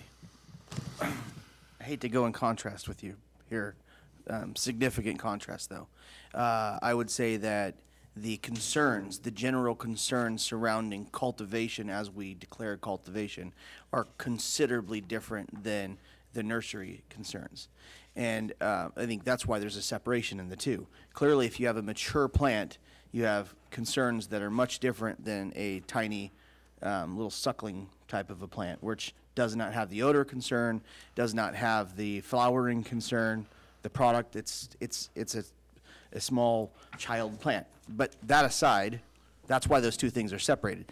That aside, the facility would still have to meet requirements to be a nursery, whether it had the micro business license or not. It would still have to meet requirements, and it would still have to go before planning. So regardless, it's still going to have to be approved. No matter what happens, is going to have a final approval before it can move forward. So the idea that if we had a micro business in place, and that could potentially include the idea of a nursery, that doesn't mean that somebody can just go plunk up a nursery. It's still going to have to be approved, and it has to meet minimum requirements to be considered a nursery as well. So I just think that there's a lot of safeguards in place to prevent such a thing from taking place, for it to just all of a sudden proliferate, and we have, little baby marijuana plants all over the place, and it's just like a chichilla thing. I just can't. I don't fathom that. But I think that again, the general purpose of what we're doing is to create avenues that allow for the legal success of this business. And if our intent is to gravitate towards the legal success of this business, then we have to, of course, hash this kind of stuff out. There's no doubt about it. We have to hash it out. But there's a reason why there's a defining difference between what is considered a mature plant and the concerns surrounding that, and what is considered a juvenile plant and the concerns that surround that. I think logically speaking, even though cultivation is from planting a seed to the final harvest, there is a defining difference with this particular product, in the sense that a juvenile plant is held to a completely different standard, and should be, as opposed to a mature plant, which is a harvestable, smelly product. So I think that's the big defining difference there. But again, with those definitions aside, there's a lot of other strict criteria that's in place that wouldn't just allow nurseries to pop up all over the place all of a sudden. And we really only have 3 dispensaries we're even talking about here. And as far as I understand, those 3 locations really aren't set up in any way currently to become some nursery, based off the way things are written now. So that's my 2 cents. Following up on that thought, I would agree with you. A mature plant, how many can you get in your nursery building, Mr. Jennings? 4 or 5? It's not practical, in my opinion. Is that what? Growing a mature plant out on it in yours or any of the other, either the other 2 dispensaries for that matter, doesn't seem to be practical. I hate to really throw a whole wrench in the whole mix here, but honestly, like the day and age, we can micropropagate 1 million plants in that room right there without a problem. That's a nursery. That's a nursery. Micropropagation, that's a nursery. That's nursery. I'm talking about a mature plant that you're going to harvest. You have the aspect of sea of green, or you're going full on outdoor. It just depends. Practically speaking, will you have a cultivation? Would you have a cultivation in your dispensary? I don't believe in indoor cultivation, so no, I would not. I think that's a horrible way to grow. And I don't see either of the other 2 either, to be honest with you. No. The nursery potentially could, because you can, as you say, grow a whole bunch of small plants in this relatively small areas. Micropropagation's sterile. It's a very common way. Pull it out, get it in plugs, ship it out. Cultivation, I don't think should be part of this micro business, is what I'm. I agree with that. Just as, you can buy Before you leave. Yeah, well, a couple more, but this is internal discussion. I mean, you can buy a starter tomato plant at Walmart, but you're not going to buy a plant that has tomatoes on it. So, do you buy the tomatoes separately, huh? And the state had made that's the definitions difference, I think. on a state level. Right, that's what I say. Isn't there state regulations? Yeah, on like definitions? you guys think your ordinance is complex. The state ordinance is more than complex. State plants can't be a certain height, and once they hit a certain height, you're no longer allowed to have them. So it's actually going to put a lot of nurseries not doing too well. I think the last plant height was no larger than 18 inches. So an 18-inch plant could realistically be in a 3-inch container or even like a Dixie cup and reach that height. I truly believe that as a dispensary, your Achilles tendon is not being able to do distribution and not being able to take product in and deal with product. And I know for a fact, any retailer here in Clearlake is going to be like, distro is their first check. And then just to take it a step further, I mean, I understand cultivation, farming, what it is, but when I'm online dealing with the Cal Cannabis webpage and I click on cultivation, there's a drop-down menu of like 40 different types. Not really, there's like 20 different types. You have different sizes, different types, and under cultivation is actually, processing, I think is under cultivation. I made a mistake, it's under manufacturing. So processing is under cultivation to the state eyes, and so is nursery. So I believe the reason why we have an ordinance wrote the way we do with cultivation in that aspect is because it covers everything. So, but you know, you're right, you guys can limit what you want and don't want in your ordinance. You're allowed to be stricter or more open than what the state already has. But underneath the cultivation license or a cultivation application is processor, which is making joints, as we heard earlier, and there's also nursery. And then there's also the 3 different types of growing, whether it's indoor, outdoor, or greenhouse, and different sizes of those types, just so you guys know. And there's actually also too under microbusiness for a distributor, you could be a transport only if you wanted to, and then you can transport products. So there's this, I should go on the Department of Health webpage, the BCC webpage, and Cal Cannabis webpage, and take a screenshot of all the cannabis types you can apply for and send it to you guys so you can see that there's like, it's insane. It's ridiculous. Okay, so. Practically speaking, no, cultivation or probably even nursery is not something that's gonna really be high on the list of things that you're gonna do in a micro business in one of these 3 dispensaries. Absolutely. We're in Lake ceiling right here. 200,000 looms does not beat the million looms come from that sun. So if we eliminate a cultivation and nursery, Not cultivation, just eliminate maybe the part of, you need to specify cultivation allowed, and then say, what if someone says, I want to do processing, which is listed as cultivation? As you guys know, Alan and Ryan, the state's pretty specific when they ask you the questions of what's allowed, what's not allowed, when they reach out to the counties and the municipalities saying, hey, what do you mean by this? What's your exact definition? So, I mean, if we're just clear from the beginning, it's clear from the beginning. So, yeah, maybe if you want to take out cultivation as that part of growing a mature plant to full term, however you want to list it, like a flowering plant, it's finished, is where you're harvesting to get the buds off of it. But, like under cultivation on the state's eyes, you have nursery and processor, and I don't think you should eliminate those, especially if nursery is already there. It should stay there. And if processor is there, I mean, people need to be able to process, and you guys are already allowing processing, and we have processing in here as a. Correct, but it's under cultivation under the state's eyes. So I'm just trying to, you guys don't fill out state applications like I do. It's insane. We're talking about Clearlake's eyes. Our thing. Totally. I'm just trying to say if we can make it line up. You know what I'm saying? So if you want to get rid of cultivation, let's not forget, make sure if you want nursery and processor, you make sure we include those into our ordinance. Maybe it'll just keep Jones, things so much can we write smoother. it without cultivation and nursery to You can. protect that?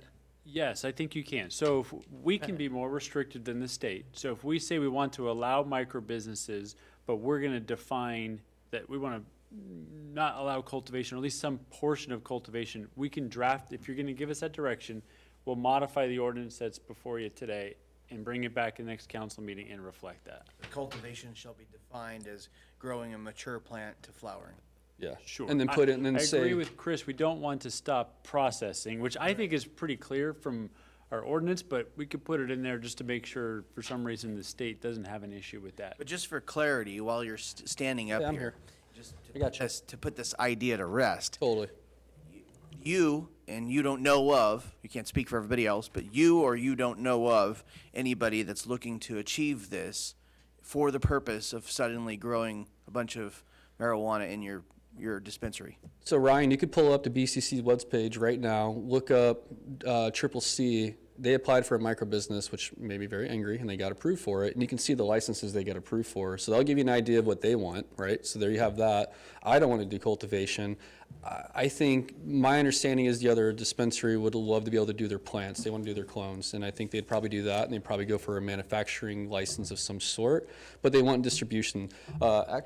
When Bruno said there's 2 places here setting up for growing, it was Jason Jones. He's actually out in Jerusalem, Greater where I'm at, doing a 1 acre. So it makes sense. Grow your product, bring it in, take care of it. So I don't see him wanting to do indoor. I don't see them having the space to do indoor. I'm pretty sure they want to do a nursery type aspect and potentially a manufacturing type aspect.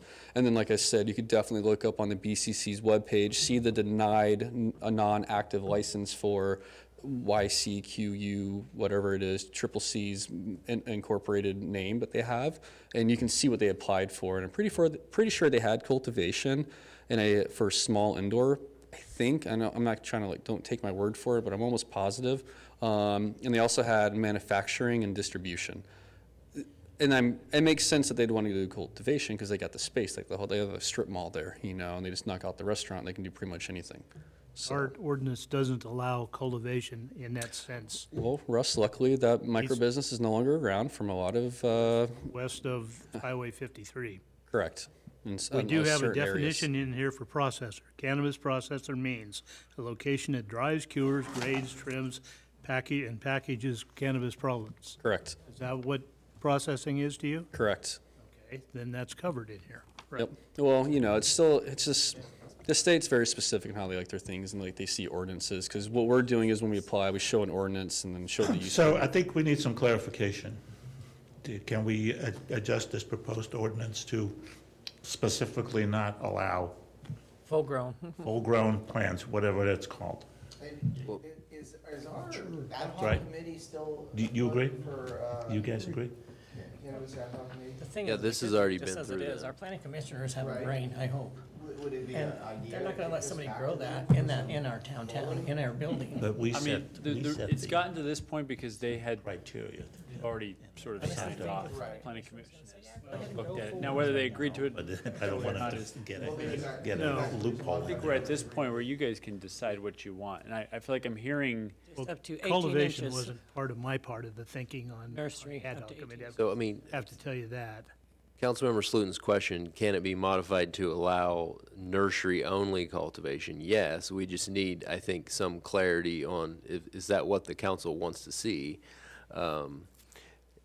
Yes. Yes, nursery- I mean, that's yes. it. Nursery, I want cultivation defined As a nursery. growing a full plant to maturity. and cannabis nursery means a location operating as a nursery solely for the purpose of supplying immature plants to cannabis cultivation facilities. Not their own facility on that site, but outside facility. Right. Well, yeah. So, So yeah, is it- I just say just stick with the I can, 18 I can, li- 18 I can inches. live with that. However you need to That'll word it. maintain the definition of a nursery plant. So I think we have clarity on that. So the majority of the council is in support of the micro business as long as cultivation of mature plants is not allowed. Correct.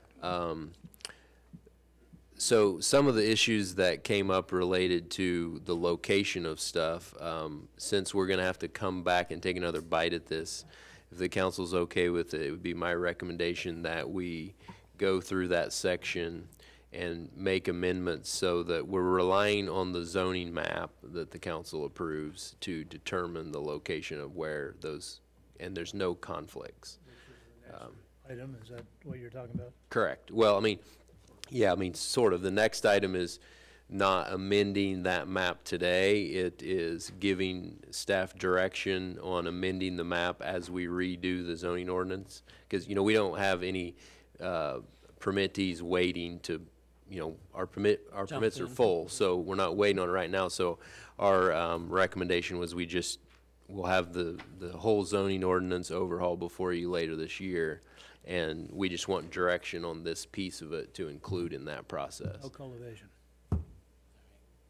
That's my, Okay, well, you need two of your colleagues to help give us that direction What was as that? well. What did he say?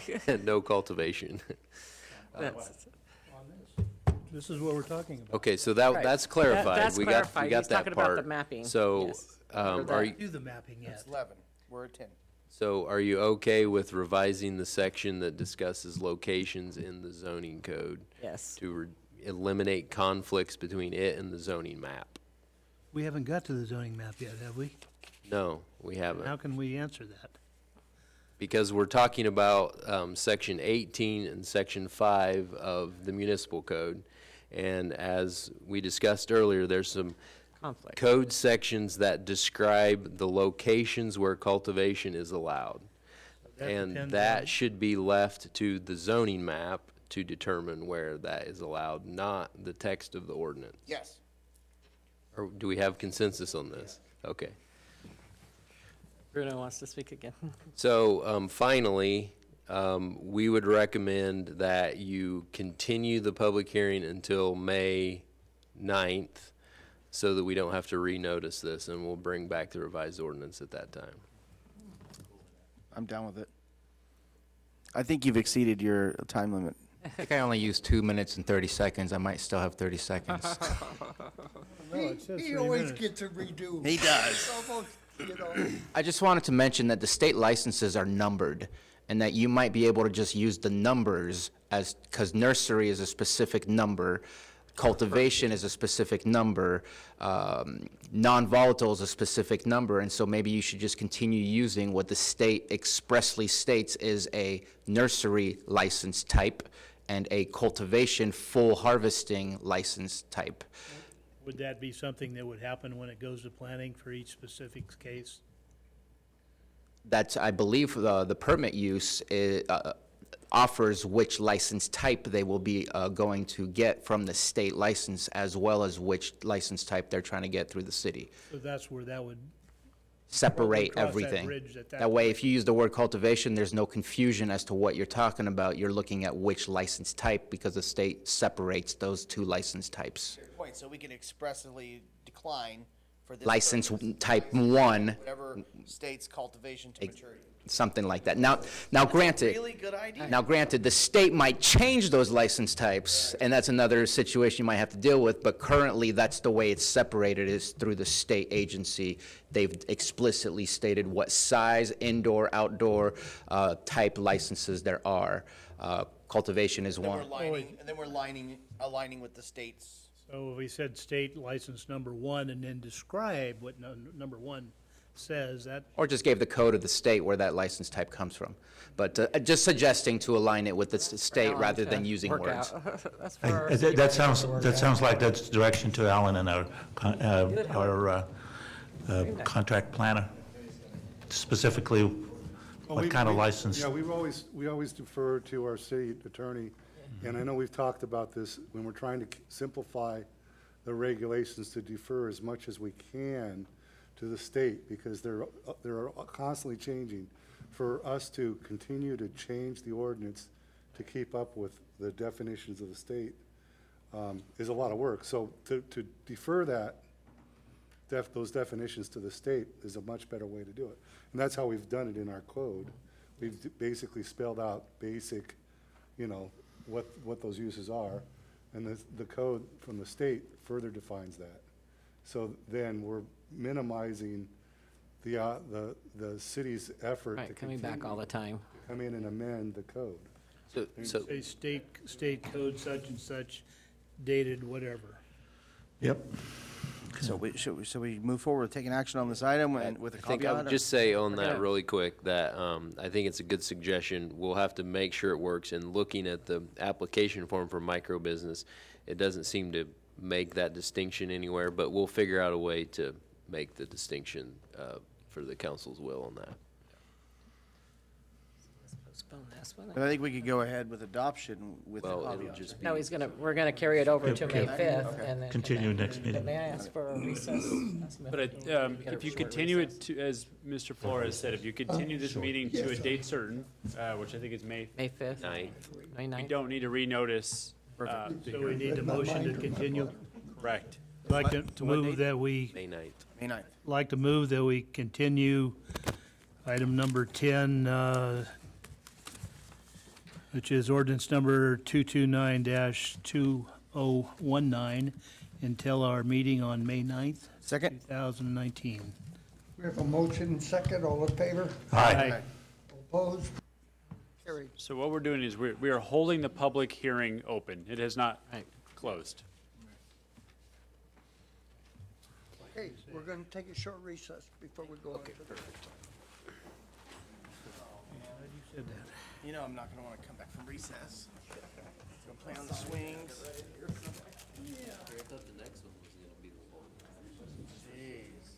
Jeez. At some point I'm like, at some point I'm like, we gotta put a nail in this.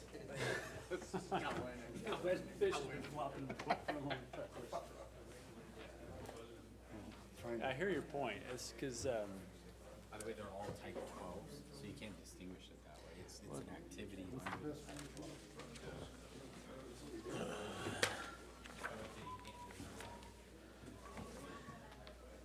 throw it away. Yeah, recycle.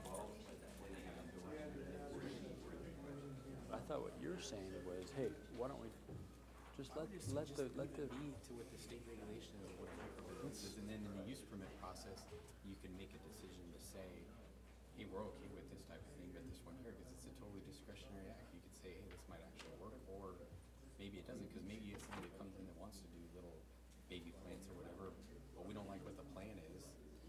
But it doesn't come back to the council. The planning commission makes that decision. So I think they want to weigh in now to tell the planning commission, you're not allowed.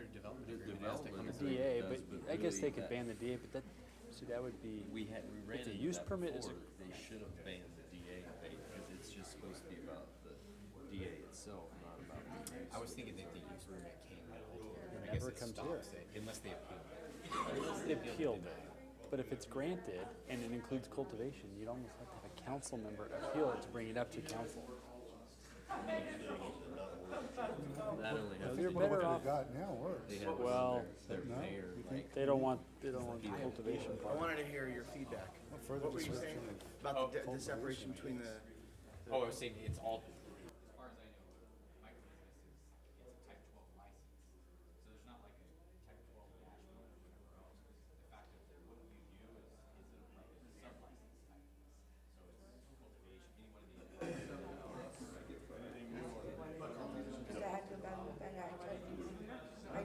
Right, well, I think all it comes down to is just, yeah, I don't think it's, it would sound great. But if you're talking microbusiness. No, she's not home yet. She's driving back. She left Sacramento at 6. So I don't know I'll yet. give him a call in the morning. Tell him, but definitely we're on for Monday. Hey, whoa, whoa, whoa, whoa, whoa, whoa! I need another cookie too, man.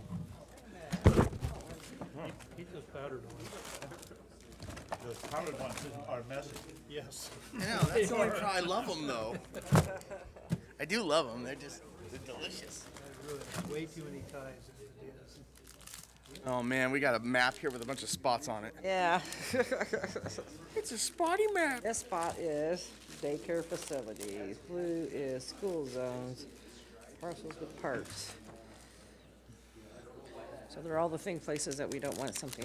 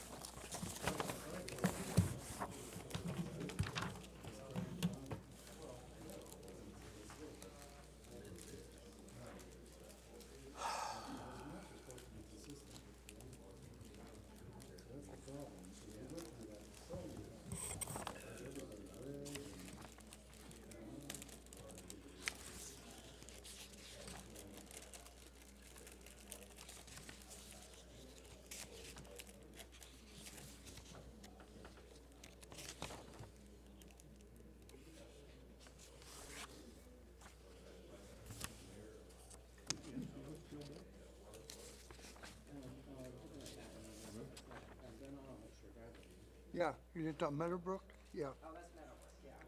That's where we at, huh? we did.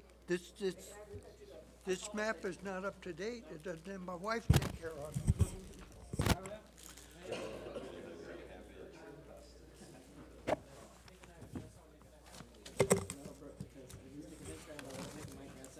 Every other grandparent was taking their kids there. I asked them, I said, was this the grandparents? Well, they send all the grandparents to bring their grandkids. We should have started a club back then, huh, Nick? Yeah. There's a lot of childcare facilities. A lot of kids around here. So, no, really, Nick, you need to tell them about the daycare. You need to tell them about your guys' shipping on that.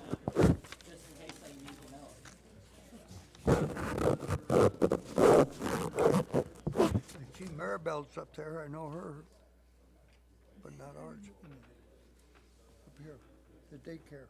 Oh. See where that's Maribel? She's on 39th, we're on 38th. Yeah, didn't we do something in planning for that a year or two ago on Maribel? That on 38, that street anyway. I don't remember the name.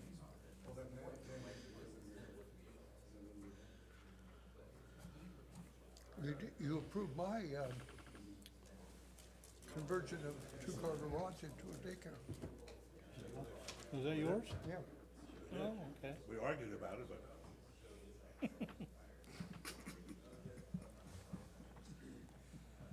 I think if it's less than 8, we couldn't argue very much. Only all you wanted was gonna be done. Exactly.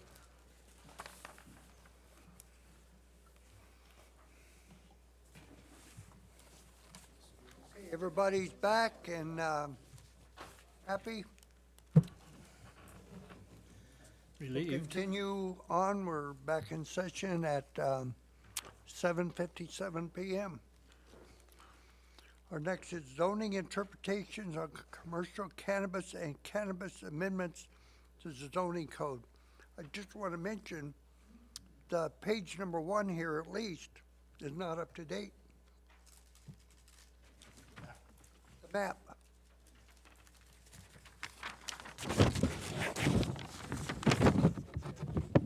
Daycares. So it's not up to date? There's a daycare missing on 38th. Which happens It's- to be at the residence of the mayor. Of the mayor. Oh. And it's been there for a year or more. Just pointing out. Thank you for that So clarification. let's see what other inaccuracies may or may not be here.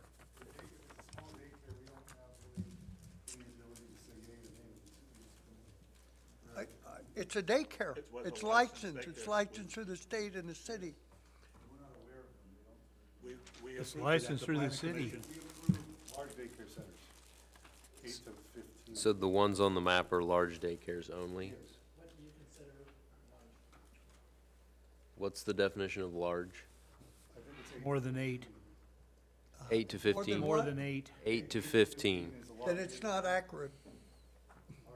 Then it's not accurate. My wife is licensed for up to 12 or 14 or something like that. So we need to add that daycare on here at some point in time. Yeah, happy to do it. These are the ones that we're knowledgeable. It's mentioning it. Okay, so,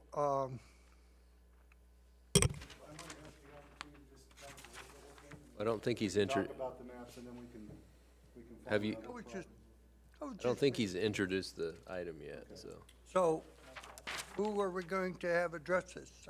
City Mr. Price. Mr. Mayor, members of the council, we're in the process of updating the zoning code. This includes comprehensive changes to the zoning map. So the current regulations articulate areas based on specific boundaries in the cannabis combining district. All are subject to a use permit. The combining district is applying to properties in combination with state zones such as R1. That address special needs and characteristics such as allowing for some commercial cannabis operations. In looking more carefully at the 2040 general plan, we need to develop more consistent cannabis combining district boundaries to be, and after looking with the ad hoc committee, the planning commission, the need to reduce some of these boundaries and look more carefully at where these operations would be best suited. And also, as part of our general plan, the zoning needs to come into consistency with the general. Mike, please. Oh, sorry. I am so sorry. I thought it was on. And so the current regulations limit our cannabis operations to 3 dispensaries, 2 delivery-only dispensaries, and 12 commercial cannabis operations.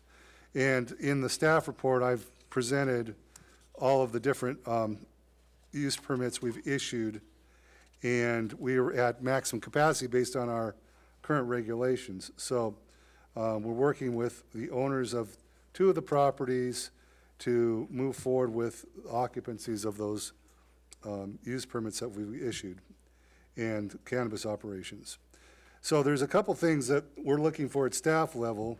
The first is there's zoning interpretations, both from the ad hoc committee passed on from the planning commission to you, that basically the 2 interpretations, one relates to how we interpret the commercial cannabis related to youth facilities.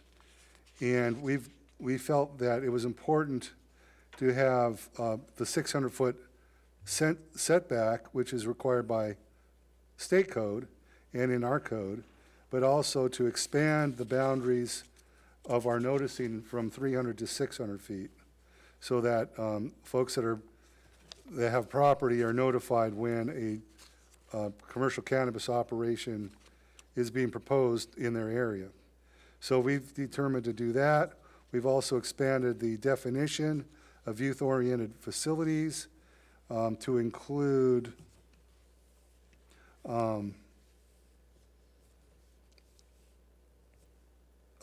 colleges and what else was there? Youth centers. And so we also wanted to have an understanding when an operation is, a cannabis operation is issued, at what time can, when for example, a youth facility opens next to a cannabis operation that's already been issued a permit, how do we deal with that? Well, the way we've interpreted is that if there's an existing regulatory license issued and a youth-oriented facility is opened up nearby, the cannabis operation can still expand with a use permit, recognizing there's that new youth facility next door. In all fairness, we felt that was appropriate. The other interpretation is identified. No, those are the 2 interpretations. So we're asking for concurrence with those 2 interpretations, and then we would incorporate those into the new zoning code when we update the zoning code to include the cannabis. So we may want to take this in order, but the next level of review is the mapping amendments. And so we passed out a map that kind of articulates what the code describes in text, what the current boundaries are. So the first thing we did was we mapped where we saw there were potential conflicts with youth facilities. And of course, we did miss a few, so we need to include those. And then from that, we developed the boundaries based on the second map is commercial retail dispensaries, which are currently allowed. And those are in the orange. And those areas are defined in the zoning code by text. And so we interpreted it based on that. And so that's what that is. And then also interpreting the next map is the delivery-only dispensaries, which are reinterpreted by the text, which is the areas allowing dispensary only in the orange. You can see there's an area along Olympic Drive and the area along the east side of Highway 53 to the north. And then we looked at the commercial cannabis, which is basically cultivation, distribution, manufacturing, nurseries, processing, and test labs, and identified those areas as allowing cultivation for those things, as you can see in orange. And so that's where we're at with the recommendations. And then we also looked at the retail cannabis dispensary areas, which is the last map, which shows where we've defined them in the current regulations as allowed with a use permit. And then there was some consideration by the ad hoc committee to expand the boundaries to the west side of Lakeshore Drive. And so at the ad hoc committee, there was a request to look at expansion of about 15 acres to the west of Lakeshore Drive. But the committee's vote was tied 2-2 by the appointed membership at the time. And so because of that, we took it to the Planning Commission to consider the possible boundary expansion. And on a motion from one of the, it basically failed, the motion failed to carry on a 3-2 vote. So we're asking for your direction on that. It could go either way.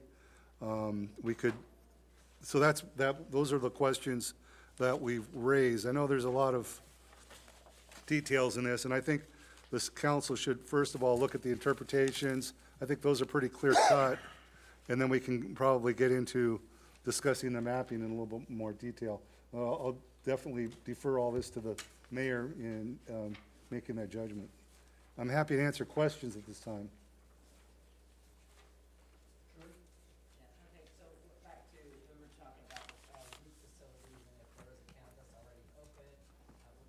If there was a cannabis already open of some type, and a use facility decides to go in, now the cannabis has a use permit. No offense, but there's got to be some kind of safeguard to turn around and allow a youth facility to go into a business, whether it's any business, a business that's already open with a use permit, because when it comes up their use permit, they can cancel that, because then they're going to say there's a youth facility there now, so they're not going to re-up a business because of that.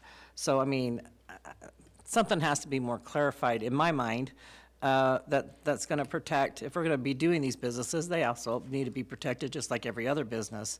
Right, well, the way we would draft the staff report for a use permit for a youth facility going in within 600 feet of a existing permitted commercial cannabis facilities, we would advise them, look, there's cannabis operations going in here. You're going in at your own risk. Is this something you really want to do? But, you know, other than amending the code to say no youth facilities in that area, we could do that. Because so that would be something, if the council wants us to do that, that would be difficult because there's so many of them. And what do you do when, you know, there's an existing one that wants to expand? For example, you have a small daycare that's already in that area that we weren't aware of. So there's a lot of complications. Well, I'm looking at the other side of it, not the daycare side, but the side of the dispensary or grower or whoever that has already got a use permit to do it in that area. What's going to happen to them? Don't they have to renew those? Or is that there until they go out of business? The permit-wise? You're talking about the like a cannabis cannabis, operation? whatever, yeah. Yeah, they don't have to renew. Okay, all right. So I just think that a youth facility should have the same regulations as thing, that they can't go into an area where there is a cannabis that already exists and open. I mean, we could add that to the. To me, that's just what it should be. I think it should be both code. ways. That would be easy enough to do. Yeah, I think it should be both ways. So Yeah, I there's a mean- cannabis that already exists. The one problem is the state requires that we issue what's called a non-discretionary use permit for large daycare. And the only way we can say no to them is based on traffic and concentrations of them. We can't say no to them because of a marijuana dispensary or a commercial cannabis. So we'd have to amend the state regulations. Well, that's not going to happen. I don't think that's going to happen. Okay, well, I just hope our planning commissioners are smart enough, so we'll leave it up to them. It's a real problem because we don't have the ability to go beyond what the state requires. So.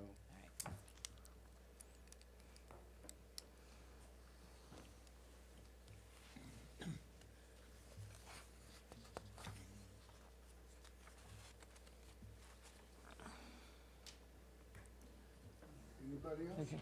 Well, Yeah, I really don't have any comments about the interpretation. I think youth facilities and those kind of things. I think we were talking originally when I was on the planning commission with church youth facilities and those kind of things, and those are now included, so I'm good with them.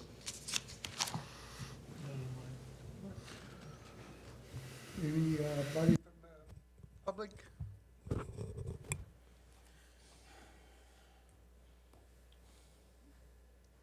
Bruno Sabatier, City of Clearlake. I'm curious, how do you deal with like bars or liquor stores when it comes to daycares as well?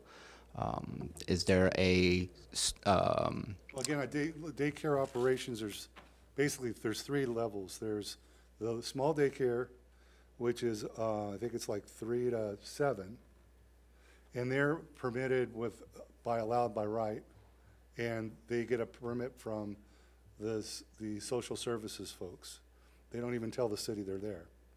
And then if you go to a large daycare facility, which is I think up to 15 children, we have in our provisions an ability, and we take them as a use permit to the planning commission, but the only issues that we can raise of concern to say no to them or to place conditions on them would be traffic issues or concentrations of them, a number in a neighborhood. I think Mr. Sabatier's question And then may, anything larger than that, they get a use permit, and then we could probably add some regulations to that. I think the question may be, though, not related to that, but is there a setback requirement related to? I'm just curious, because if there is, how do we deal with that? I don't believe there is. It's just specific to cannabis. It's in the state law. And during the process of them, depending on the license type, is there an ability, kind of like real estate, when you're buying a house, to have disclosure of what is in the vicinity, so at least they're in the know? Because if it's a closed-up building, it might not be obvious that that is a cannabis business. Is that a possibility of the city having disclosure of what is in the immediate area? I don't know, just a thought. Yeah, I think that'd be well, I don't think the city has a responsibility to disclose. I'd be curious whether the real estate agent does and what obligations they have. So apparently not.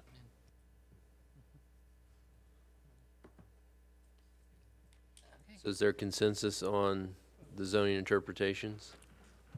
We want public comment first, or no? Any more public? We had public. One, no. Bring it back here. Any further discussion? I'm fine with it, yeah. Same, interpretation is fine. Yeah, interpretation's fine, so move on to the next part. Okay, so That part. now we're just kind of taking a look at what we have in terms of our current regulations and what we've recommended in terms of some downsizing of the areas. And this is what we came up with from the ad hoc committee to the planning commission, with exception of the expansion part. And so what we'd be looking for is direction as to if you're okay with what we've got here, so we can just put them in the zoning map, or if you have some concerns. And then the second one is the expansion. So if we could just kind of take it, first of all, without the expansion, how do we feel about where we're at with the boundaries? Without expansion, by that you mean the bright yellow? Yeah, without the yellow, let's just. Without the, what exists now. Right, orange, right? Yeah, I think it's been working fine. Right, without the bright yellow. Yeah. Major concerns with the bright yellow. I don't have concerns, it's just direction from the council where we're gonna go with that. I think we have a consistency here that we're all okay We're all with the okay with what's existing. going on now. So, but just to clarify, the existing boundaries are somewhat smaller than what was proposed by the ad hoc and the planning commission. So it's not the existing boundaries now is not what's being proposed. It's- So this is a little bit bigger, is that what you're saying, or smaller? No, currently it's bigger than what's being proposed.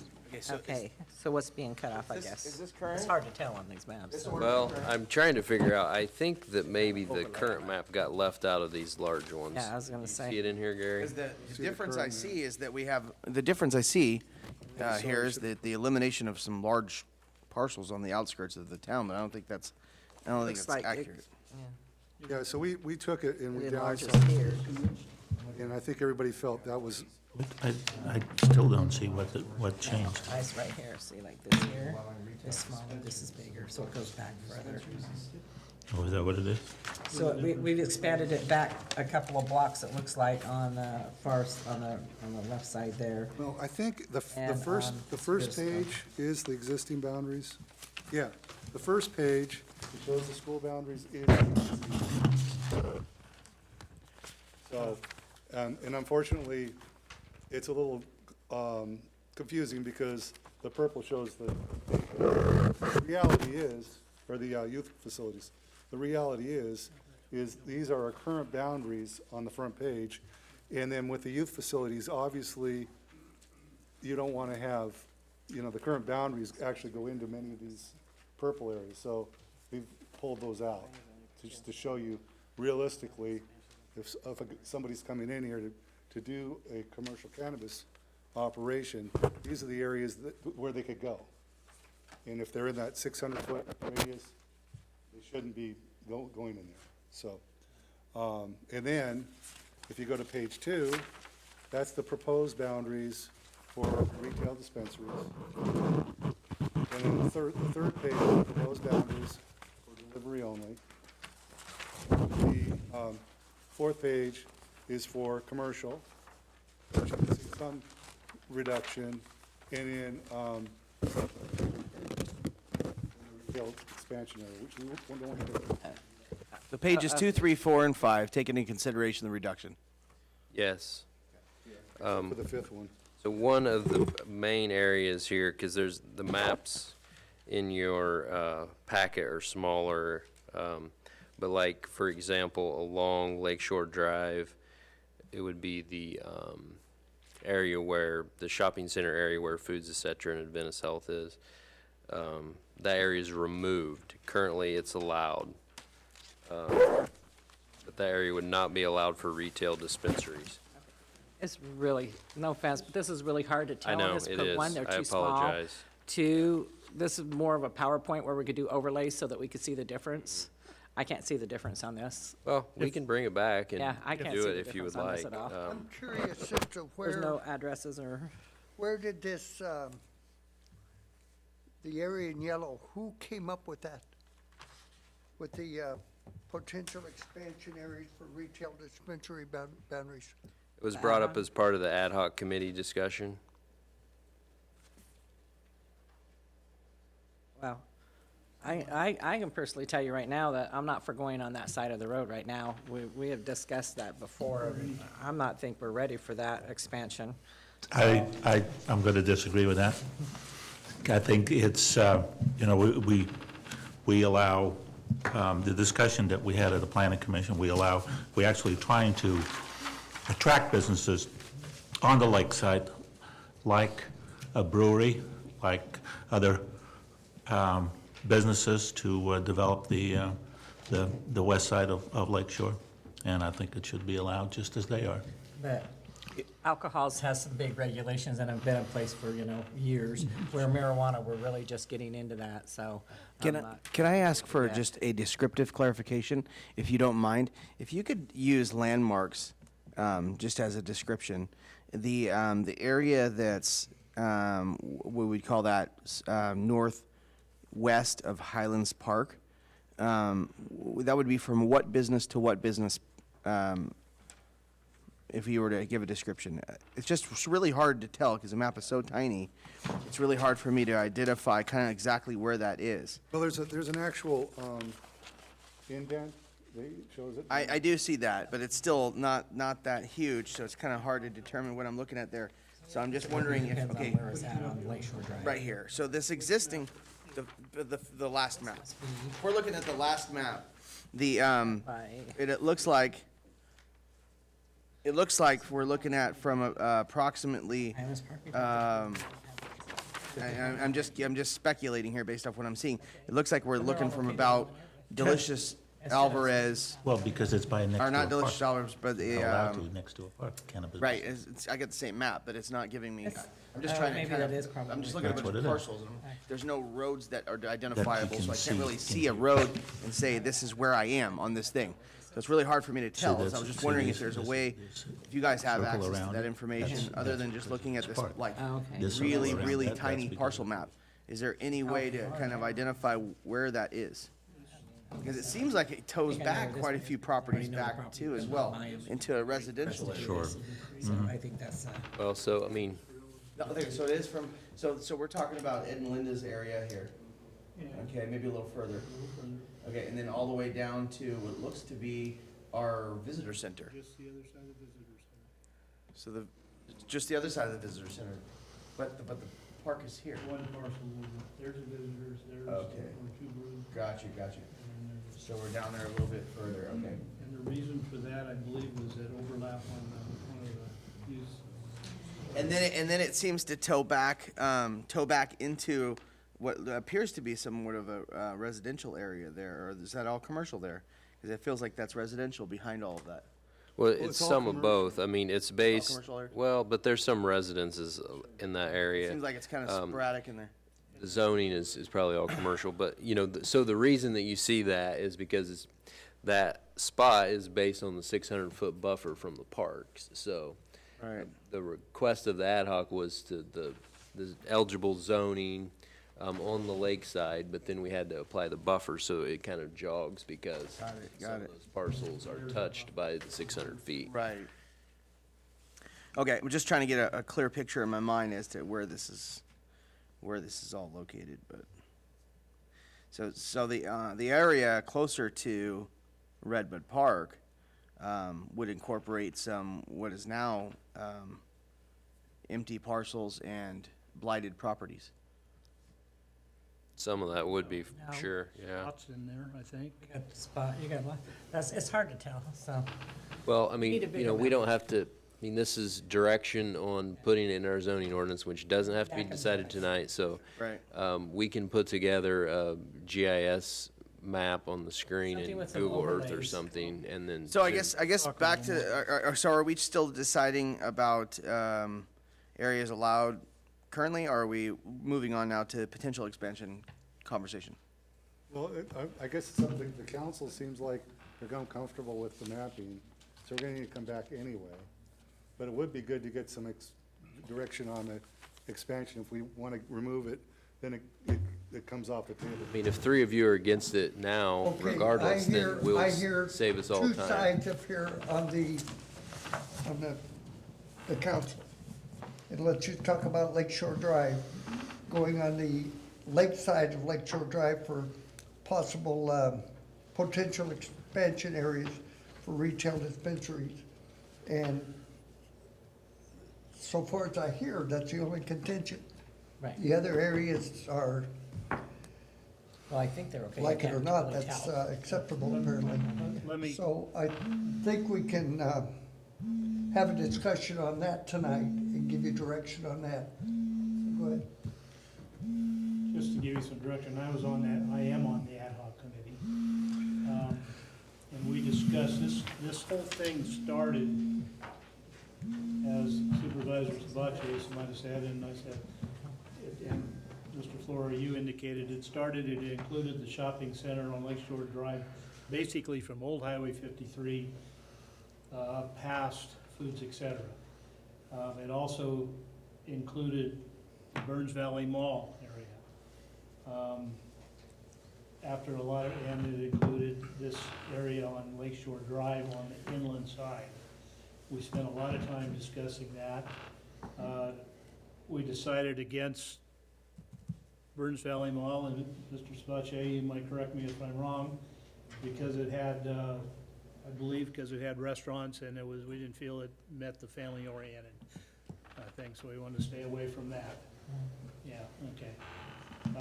Same thing with Foods, etc., because there was a couple of meeting places along there. Lake Shore Drive was, of course, where all of the bone of contention was. Personally, I don't want to see it on Lake Shore Drive at all, but I reluctantly agreed to that part of Lake Shore Drive shown in orange here on the inland side. My rationale for that, and the same for where that area on Olympic, is that there's now two dispensaries in those two areas already. So I basically agreed to that part of it. Absolutely disagreed with the lakeside part of it. And my rationale on that is that I believe that the lakeside should be and has been designated as a tourist directed. There's a corridor plan that came out in 2007 or 8. 40 businesses participated in that. Over 250 people participated in that. And what they came up with was that the lakeside would be, and I gotta put my glasses on to read this because it's really small.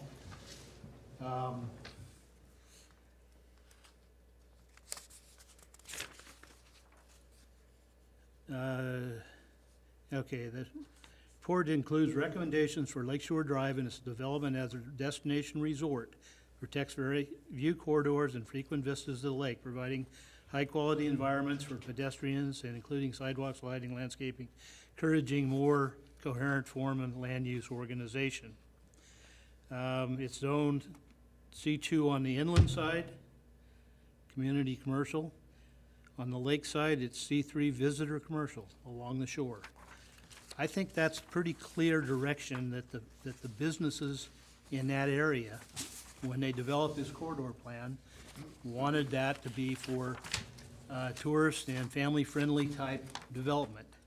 And that's my rationale for, I believe that's the rationale that was dictated by the citizens of this city and the business people of this city to keep the lakeshore side, or the lake side of Lakeshore Drive for that type of family-friendly development. And I don't believe that cannabis dispensaries fit that definition. And that's why I voted against it then. The ad hoc committee did tie 2-2. One of the members wasn't there. He's sitting in the audience now. I could ask him how he'd vote if he was voting on it, if you'd like. When it went to the Planning Commission, it was defeated, 3-2. Yet, here, it showed up at planning after it wasn't a recommendation from the ad hoc committee, and now it's showing up before us with this yellow area after it was voted down by the Planning Commission. I don't get it. I don't get why we still are pushing on this and pushing on this.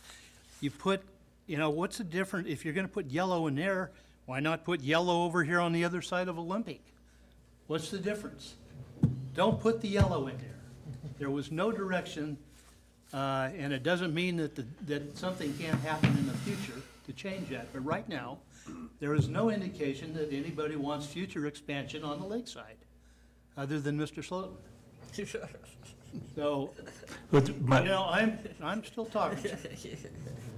So, again, why are we including this yellow in here? It sends a wrong message to people. We can leave it out. It doesn't mean that it can't come back later on. But if you put it in now, it's just one more little chipping away at it. And I think that's just wrong. Well, it looks like you're talking to me, Vice Mayor Kramer, and we've had this discussion already, but I would like to address this because I feel like you're accusing me of pushing this forward, which I'm not. But this was, as you can tell, a passionate discussion both at the ad hoc committee and at the Planning Commission. And as I told Vice Mayor Kramer before, because of that, I'm not going to sweep this under the rug. It's there for the history of what happened. And it's not a recommendation from staff to include this. This is something that was discussed, and it's here for the council to decide. So that's... Okay. That's why I asked where it came from. I was not aware of all the history. Some of it was. The argument about family-friendly on the lakeside only, does that mean we're abandoning the fact that we might have a brewery there, which is certainly not family-friendly? We're having a restaurant there with that brewery. Well, I think now it's my turn, Russ. I think it's a similar kind of use. We had the argument at the discussion that, you know, people could come there by boat and get high or something like that.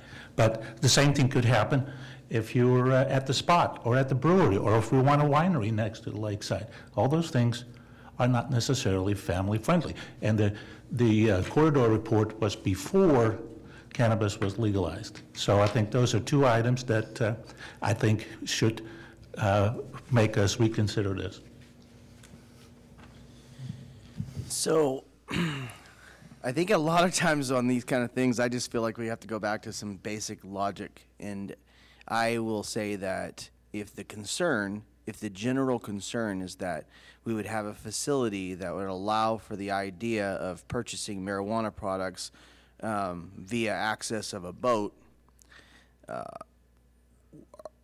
do we really truly believe that we're trying to prevent some kind of activity that's not already taking place? I'm on the water every summer, and people on the water aren't on the water going, man, I can't smoke weed today because I didn't buy it from a dispensary on the lake, right? No, they're still bringing it on the boat. They're still smoking the marijuana. We're not preventing that from happening, just like we're not preventing people from drinking alcohol, which they do all day on boats. That doesn't make it make sense for them to drive a boat. I'm not suggesting or condoning driving a boat while ingesting alcohol or marijuana or any other product. But the fact of the matter is, you're not further incentivizing bad behavior by allowing people to access a product that they can already access just by getting off the boat, walking a little bit, getting it from a store, and then getting back on the boat. Somebody could easily dock at the spot, walk a block, get marijuana products, get back on their boat, and get back in the water. It just happens. It happens regularly. So if that's the big topic, that we're trying to prevent people from hurting themselves or others because this is going to allow them to have marijuana on their boat, and then that would just be craziness. Well, that's already happening, so we need to digest that and make sure that we all understand that that's going to happen whether we like that or not. The second aspect of this is I don't like the idea of just instantaneously declining the concept of something that's unfamiliar to me. Just because I don't see a business that currently incorporates a lakefront resort type scenario that involves marijuana products doesn't mean that it's not a viable option. I know that other states have made a tourist industry out of the marijuana industry, a tourist attraction out of the marijuana industry. I think that in our particular area, a lot of people do come up here for recreational purposes, and I'm not going to say that we are going to save them from their own behaviors by preventing them from having access to something they may be desiring. I think that it would be behoove the potential proprietor of this type of a business who is investing in this concept to be the one to see it fail or succeed. But to sit here on a pedestal and say, we will not allow that kind of thing because we're not familiar with that, and that doesn't seem like something we would be interested in, doesn't mean that the industry, or doesn't mean that our community wouldn't sustain such a business model. So I think it's kind of unfair to just swipe it with a pen and say, no, these areas wouldn't fit what I would consider to be acceptable. But in the same breath, in those same areas, and that's why I brought this up, those same areas contain blighted buildings. Those same areas contain empty lots that are doing nothing, serving nothing, absolutely benefiting our community in no way, shape, or form right now. So why do we allow and think that that sort of behavior is successful for our community? That has been the standard of Clearlake. If we want to go back to the standard of Clearlake, keep everything the way it's never worked right. Because it's good that way, if we're familiar with that way, it's good. Just keep it the way it's never worked right, and then we'll see what happens. Well, we know what happens. We've lived it. So to just completely decline the concept, remember, again, this goes before planning. Somebody has to say, okay, yeah, I'm accepting of this concept that you're bringing to us. But to just say, you won't even be bringing the concept, because we're going to say ahead of time, those concepts aren't acceptable to us because we've decided we don't like that sort of thing. Well, the younger generation likes that sort of thing. And if we're going to sit here and tell the younger generation they need to live the way they need to live, and we're going to keep them in a box, then they're not going to stick around here, and we want them to. And we want them to do it legally, and we want it to do it in a way that's going to benefit our community. And I think that, again, it comes back to some simple, basic logic and common sense scenarios. We're not saving anybody's lives by preventing them from accessing alcohol on the water. Just because the spot opened up and now you can go up and pull up in your boat and go get a beer doesn't mean all of a sudden we have all these horrific accidents taking place because of that, as a result of that. But I feel like that is the theology behind a lot of that is, oh no, we're going to prevent this by... So that's one aspect of the other aspect of it is who's to say that a very successful business model can't take place in those areas? And who is it for us to say that that's not even a possibility? This only allows it to be a possibility. This doesn't make it successful. It doesn't make it fail. It just allows somebody to bring to us the potential for such a thing. I don't think that bringing the potential for such a thing before planning is a bad idea. And we may very well be missing the boat. You know, the lake is accessible all over the lake.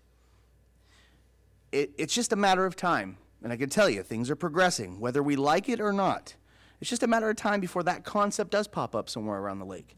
And if it is a successful business model, I want it to pop up in my community because I want it to be something that draws people here, draws tourists here, instead of waiting until it goes somewhere else and we go, hey, would have been neat if we'd have had that idea. And that's just what we always do. And it's very frustrating for me. So just to completely blanket, get rid of it based off of our preconceived notions about a product that we don't use or we don't like, for me, doesn't feel fair. And I think that we really need to separate ourselves in our own opinions about particular things, especially things like that, from the decisions we make on something like this. Because I say, I trust the people in planning.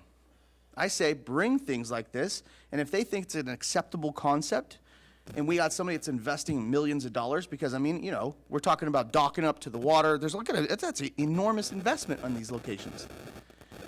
Somebody's potentially going to be, you know, putting their neck out there to try to make something like that happen. Anyways, in general, you have 2 against 2 on this subject right now. Nobody finished. There's only one person that spoke outside of you two, so I'm just getting my turn. Okay. Sorry. Never think that I've made a judgment just because I might have said something like, you know, people change their minds. I always change mine right in the middle of things, so don't ever count me out. But there's things about this. It is we talk about there's alcohol on this on the thing, but there is most of those will have had dinner houses and stuff like that, and this is really aged to older, no children, no family. As we said, that was the vision that was all family-oriented businesses in some way, and I'd like to keep it that way, but that's not. My biggest concern is there is no legal way to test this yet. There's no legal way to say they're under the influence. And I'm not against this at some point in time, and you say, well, I mean, I trust my planning commissioners, but the thing is, if we zone it that way, the planning commissioners don't have a choice if it's zoned and it's an adequate thing. They can't say no to it. The only time they can say no to it is if it's a use permit and they say no or no. If we zone it that way, it's not going to be a use permit. It's going to be permitted, and if it qualifies for the permit, you can't turn around and say, no, you can't do it. So that's the reason why it's cautious to do these things. I think it's too early for us. I'm not saying that someday this might not be. I think we need to get this process. You know, when this all started, we said we were going to take these things very slowly and make sure everything, and it's worked for us. It's worked. We've done things we haven't had a big repercussion on the things that we have done. It's been successful. We've moved forward slowly. I think this is too soon for this. So I think we need to still wait. We need to wait till there is equipment that the police department can have, just like they do, and that it's regulated, through that the police department can control it. Right now, there is no control. And they can say, oh, we can tell if somebody's under. The reality is, it doesn't matter if you think they are, it's whether they test. And when they give me a test, and we purchase a thing where they can be tested, then, you know, that might bring me a different scenario. But right now, I think we're just way too early in this cannabis stuff to start moving forward into putting something in that, you know, the planning commission is going to have a choice but to do. The planning commission will have to approve a use permit for the cannabis business itself. Okay, well, let's say they're going to put a lounge in there. Is that going to be something that they're They're going to, believe me, if we say it's zoned and it can be, it's going to go in. So I'm just not ready for that step yet. Maybe next year. I always like to have something in place for a year or two and see how things go. Maybe next year I would be for it. But I think right now we're just, I don't want to be too far behind, but I also don't want to jump the gun and put things in place too early. So I think this needs another year. Hopefully, in another year, we'll have the testing things. They've been, do you have any update on any of what they're doing with the cannabis testing? As far as testing, like somebody being under the influence? Right, or? because I know that, like, it was like Florida or somebody that was trying to, had something that they were working on. There's been discussions, regarding it, and I think there's people looking at one of them is like equivalency levels. So like for blood alcohol, you can test for a certain level that's considered under the influence. But in terms of something specific coming like next year, anything like that, I don't foresee that. So I'm uncomfortable with it yet. I want some more experience in our community about it. And like I said, maybe next year as we move forward and we see that these things are all falling in place and they're working, I would be more for it. But right now, I'm not ready to make that step. Now can I go? No. You're the only one not yet. I don't care, yeah, last man standing. I don't really pay much attention to the argument about voters coming up and going to a dispensary and getting high or walking across over to Mullen and buying some weed there. If you're gonna get high, you're gonna get high. And I guarantee you, if we didn't need search warrants or the county didn't and they went out and searched 100 boats, they'd probably come up with 20, 25 of them with baggies in there. So that's, to me, not that much of an argument. I do look at that area along Lake Shore, and it was brought up that, well, what if you have a lounge there or a wine tasting or a brewery there? Well, generally, not always, but generally, there's food associated with that. Not munchies, but actual food. So it is a family style environment. As I've said before up here, and many of you who know me know that I have changed my views on marijuana over the years. I've always believed in medical marijuana. I wish back in the 70s I could have gotten my father to use it when he had cancer that he died from. I had a nephew that had a lot of good resources. Even though I was a cop in the Bay Area, I would have supplied him. Marijuana is what it is. It's what it is. It's a state law. And we're allowing cultivation and dispensaries here within our community. But in an area where I would like to see family environments, I don't care if it's a brewery. What's a brewery up off of in Lakeport where you can go in and have a great lunch? Yeah, O'Mara Brothers. You go in there and have a great lunch. I've been up there with my daughter, Dr. Daughter, who's now 15. Been in there since she was 11, 12, 13, 14 years old. I wouldn't take her in or around a dispensary. People are gonna smoke, that's a fact of life. But I don't want it where we want to develop it for family-oriented businesses. And I know it's gonna take a while, but we already have some there. And looking at this map, it's going up. There are residences there. There are people who live in, I think Jules is included in there. Is it? Looks like the general area. And what's the one the city owns? The building there. I think that's probably included in there. There are families living in there. Keep it away from there. We have other areas over on Olympic Drive that we apparently approved for that. And on the not Lakeshore side of Lakeshore, I don't have a problem with it if they meet the requirement for the use permit. Forget the argument, I'm forgetting the argument about the boaters coming up. That's gonna happen anyway. But I want a family oriented. What is it in our city vision that we have for we have a safer, I saw a term the other day, you know, we want to make it family friendly in so many words. A lot of people, and I know norms have changed over the years, but a lot of people don't want their kids around a dispensary, period. Yeah, it's still 50-50. That's my spiel. How about public comment?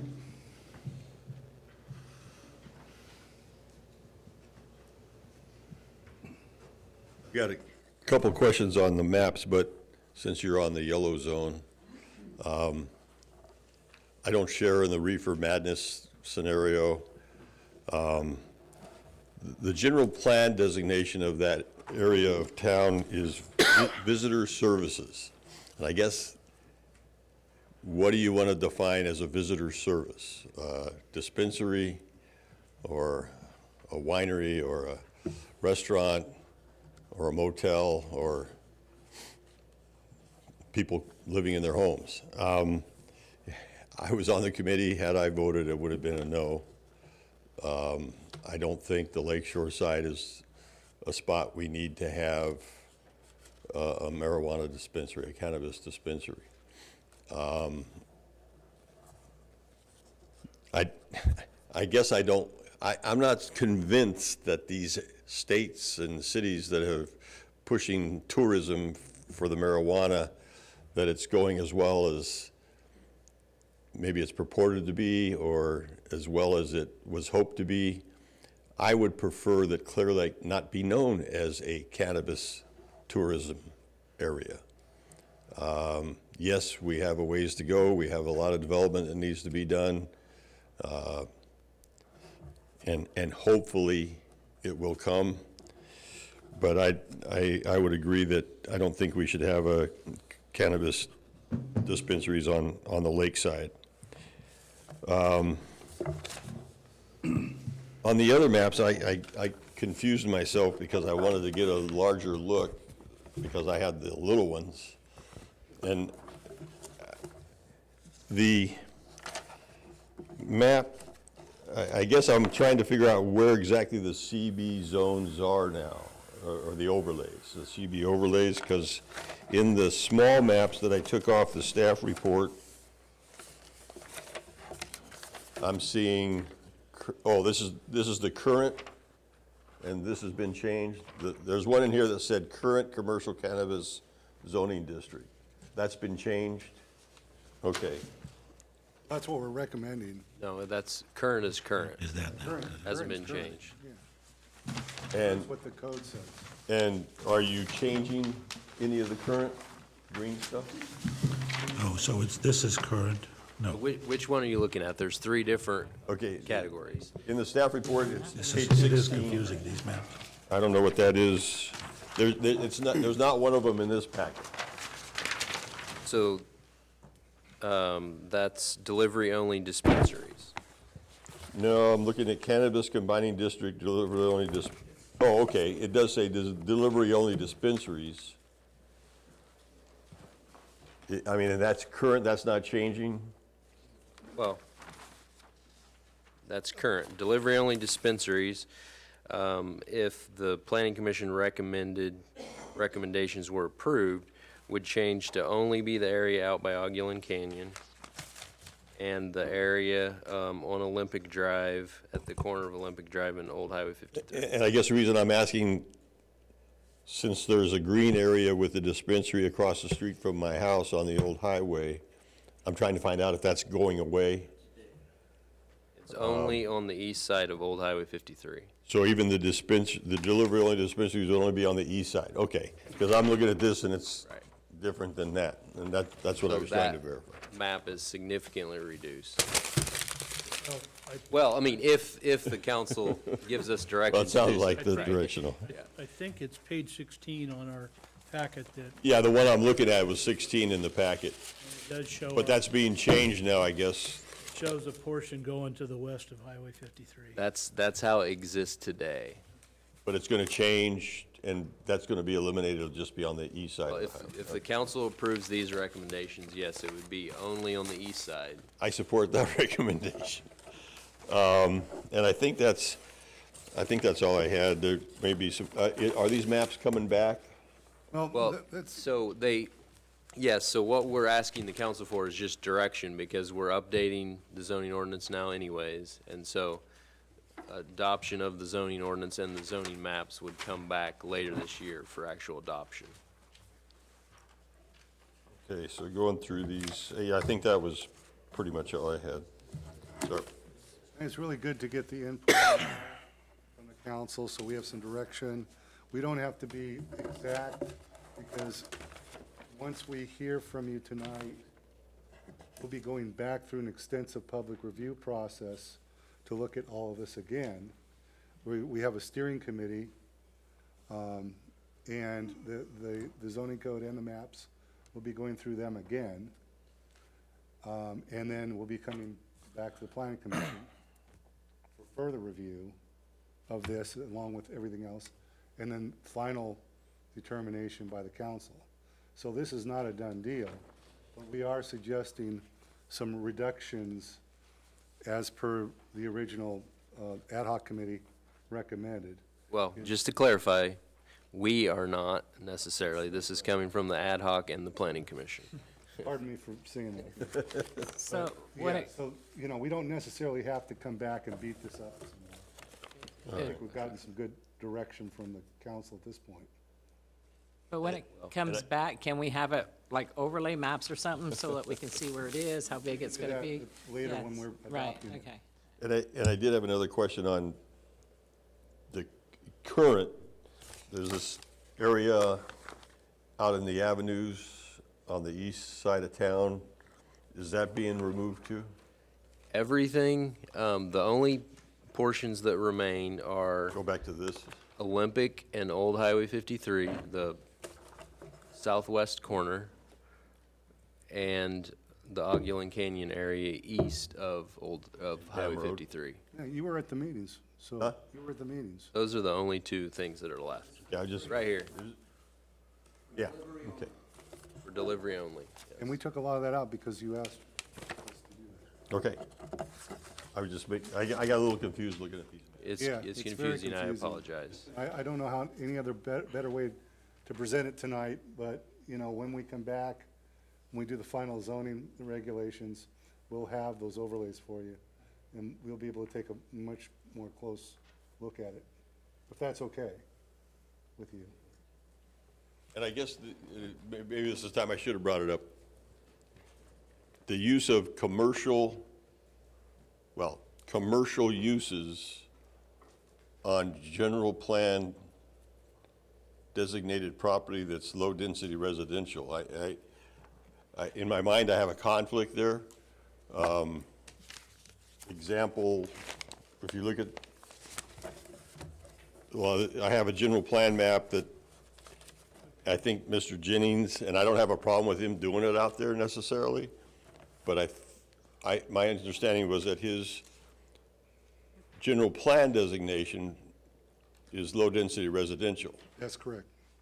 but we're allowing a commercial use on it. And I have a conflict in my mind, I guess, as a Realtor and a former planning commissioner, allowing commercial uses on general plan residential designated properties. So just something I thought I'd point out. I mean, he's employing people, he's generating sales tax revenues, and I don't have a problem with that either. And I just have, I guess, a general issue with allowing commercial uses when the general plan designation doesn't allow commercial uses.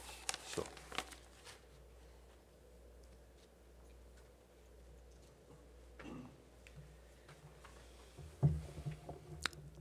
So a lot of you have spoken to me, a lot of people in the community have spoken to me about something that I've never seen before, and that's the heyday of Clearlake.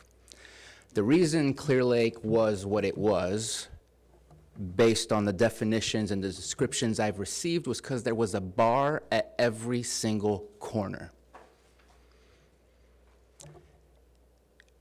Now we're moving forward. They're not here. The entertainment value of being on our lake shore is no longer what it is. We're not asking for more dispensaries. The potential of movement of the 3 maximum dispensaries.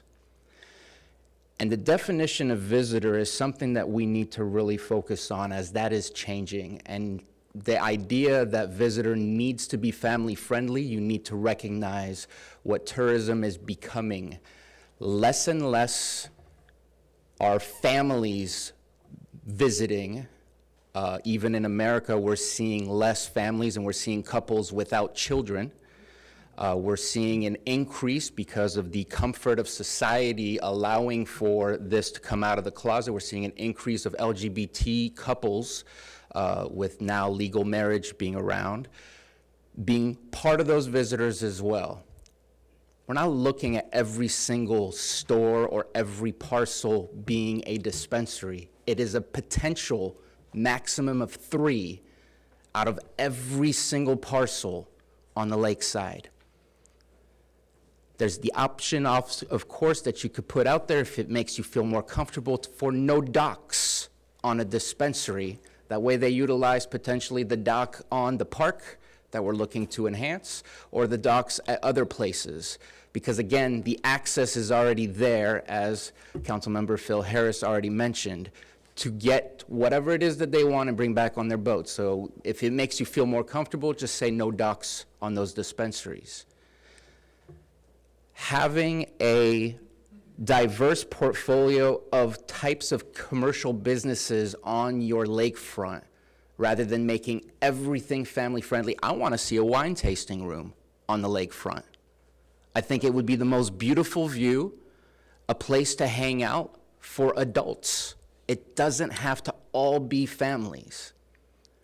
We have RV resorts. I don't see that as being part of our plan. We have residential resorts. That's not part of our plan.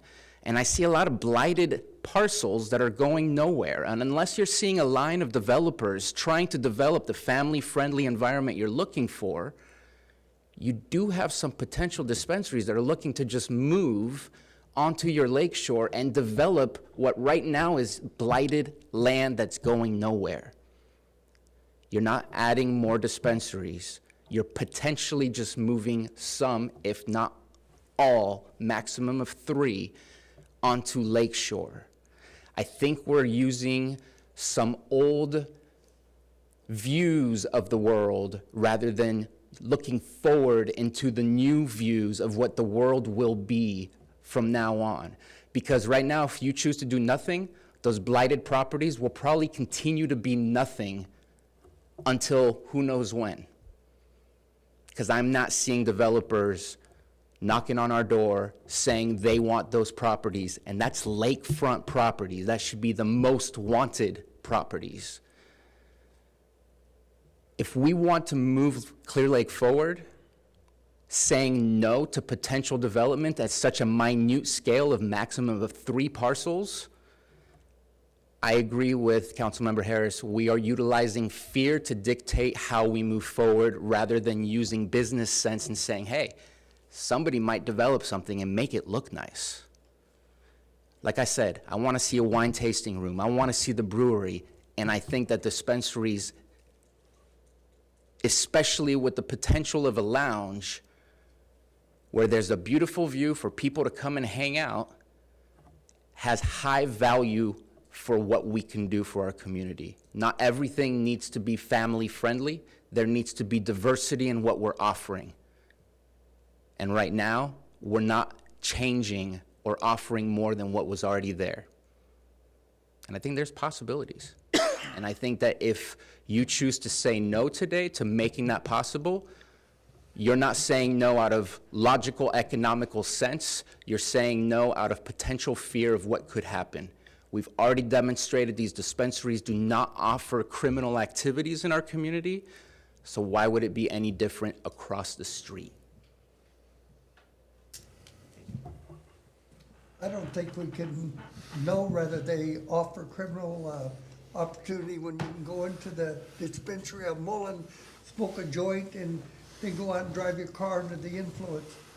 And if I might correct one thing, or at least from my viewpoint, the heyday of this community had nothing to do with the bar on every corner.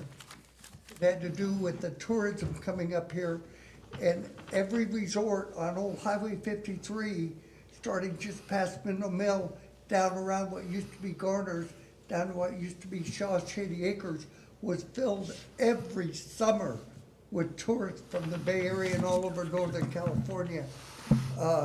I grew up here during that time. I know we're never going back to there. Hell, I don't think I want to go back to there, because I know now how poor my parents were.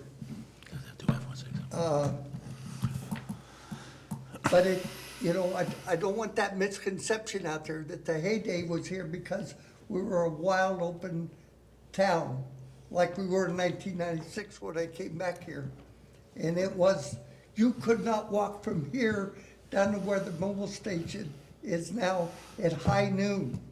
I wouldn't have walked down there with my wife, and I'm always armed, or was then.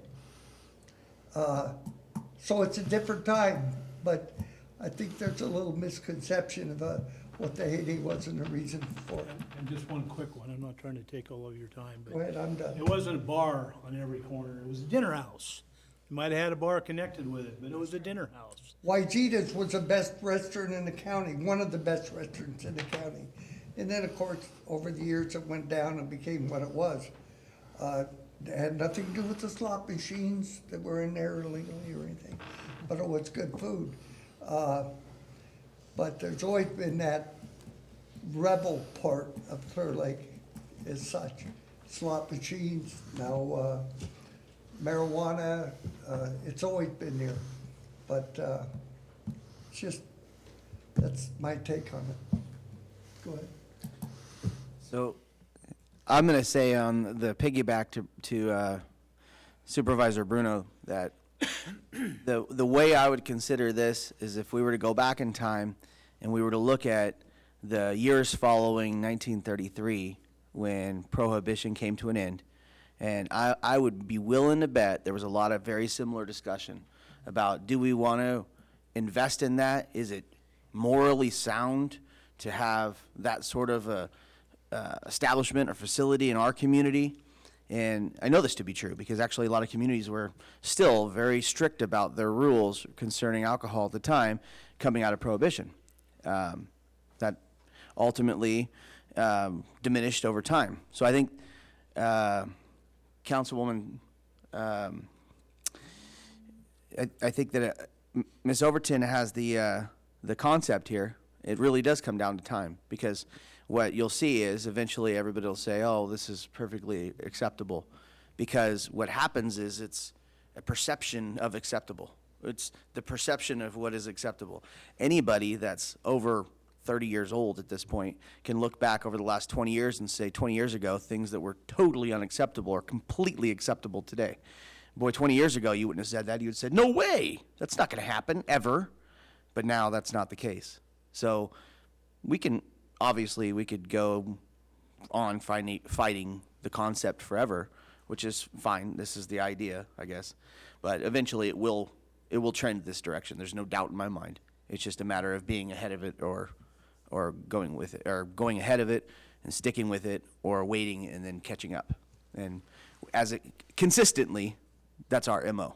So we will catch up if that's the case. I would look at it this way. The things I have seen changed in the last 30 years or so that I've been coming up here, the big thing is, bass tournaments. And that's not necessarily an adult, a kids-friendly kind of thing. And also the wineries. I mean, why do people come nowadays? It's probably the casinos, the wineries, and bass fishing. Unless they have family here and could come anyway. So, I mean, we're starting to trend to a more adult destination, in my opinion. Chris Jennings. It's funny with this guy. I think it was brought up like how many months ago was this first brought up, and it's been kind of a fiasco ever since. I looked up what C3 zoning is, and this says nothing about family-oriented anything. It actually it talks a lot about tourism, retail, restaurants, things like that. So I decided to do a little thing at the dispensary over at Lakeside Herbal Solutions just off Mullen Avenue, and just to answer the questions. We get plenty of people at the spot that run over, we just came up from wherever, just got to grab a little bit of weed, need a joint for after whatever, and they run back over. Yeah, it happens.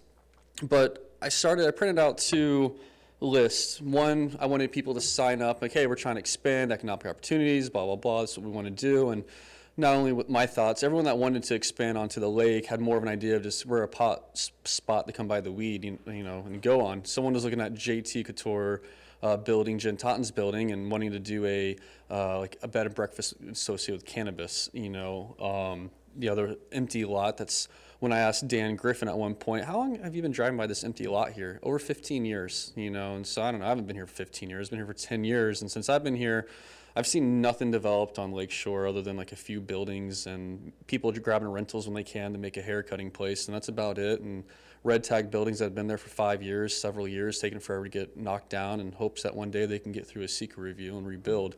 But I did this, you know, whatever you want to call it, a petition, like, hey, sign up. You don't need your number, anything like that. I just want to know your name, and I want to know what town you're in. And I did a Clearlake one, and did it outside of Clearlake, because, you know, tourism doesn't have to be from San Francisco or Santa Rosa. Tourism can be our neighbors over in Kelseyville or Lakeport coming on over and visiting us. Half and half, okay? So we do 2,000 transactions a month. That's 2,000 people drive down Lake Shore to my dispensary. Now, we're only counting the transactions. I would say 50 to 60% of those people that are coming, they're coming with a boyfriend, a girlfriend, a mom, a dad, a friend, a homie, a whatever. They're coming with someone else. So I would guesstimate we're doing 3,500 to 4,000 people are coming to my store every month. They've lumped me into the smallest zoning possible. And we actually do more than, like, I think the only people that can compete with us as far as people coming into my shop would be the Spot. And the reason why you're going to the Spot is to catch a football game, grab a pitcher of beer, and eat a burger. And that's the truth. And that's why I feel like you're saying all these other businesses going on are family-oriented. Well, they had a little caveat going with them. They had a gambling machine in the side room that the mom and dad can go play on. They had a bar over here in the corner they can order their drinks from, and it became socially acceptable. So it's really funny that the people that come to the dispensary, 50% of them, on average, was from Clearlake, and the other 50% of them was outside of Clearlake. And so by definition, I would imagine about the amount of people that we do, over 100 transactions a day almost, it seems like, you know, probably anywhere from 60 to 100 people coming in. I'm sorry, let me fix that. We're tourism. We are here. I have the proof, and I can prove it all day, and I wish I would have brought the signatures to show you guys, because I have them. They're sitting in my office, and unfortunately it kind of fell off the tail end because this got stalled, and everyone's like, oh yeah, great, and then, you know, we stopped asking for the signatures. But I did it for a month, and we got a good 1,000 people signed up on that tell me where they're at, which gave me a good idea that half the people that are coming to my shop are from outside of Clearlake. We're drawing people in. And I remember one day standing outside of an empty property that I owned right across from People's Services with our vice mayor here, Mr. Russ Kramer. And I go, you know, we're talking about this, and he looks at me and he goes, I told him about my statistics. Remember this? Remember what you told me? But you need to keep them here. It's funny you say that because I go to my neighbor, Williams Jewelry, and I told him what I wanted to do. And he's like, shoot, yeah, I'll sign up. Why did he say that? Because he sees all the people coming to the shop that would potentially be there. When they're walking out of that shop, the next business next to him will be like, hey, we're open. We have a sale going on. We have this going on, hoping to catch the business that I'm bringing in. And that's how we all work together as a community.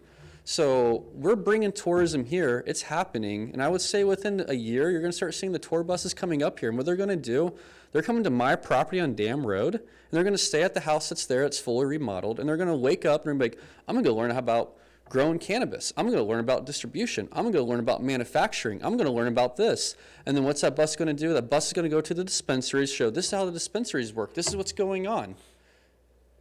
It just doesn't make sense. I think we need to be making decisions based on what makes sense and what it really is. And we're tourism, and we're here, and I have the proof. And you can't argue the proof. And I'd love to bring the signatures. I'll start the whole campaign again. We bring thousands of people down Lake Shore. Those thousands of people are not all from Clearlake. They're from all over the place, and they're coming and they're visiting. I'm incorporating an ID scanning device, so when people walk in, you throw that ID in our scanner. It captures up to 70,000 images at a time. I'm going to buy the machine and I'm going to start using it. And I really hope that meeting doesn't happen for another 6 weeks when it gets brought up again, because I'm going to take all that data and I'm going to spend the time to go through it all and be like, oh, this ID is from here, this ID is here, this ID is from there. And I'd love to see people argue the fact that we're not tourism when I've captured in a 6-week period probably several thousand IDs, of which half of them are outside of Clearlake. And you can't argue that. And it's when it comes down to it, it just doesn't make sense at all. I'm not disagreeing with you. I just disagree on the location.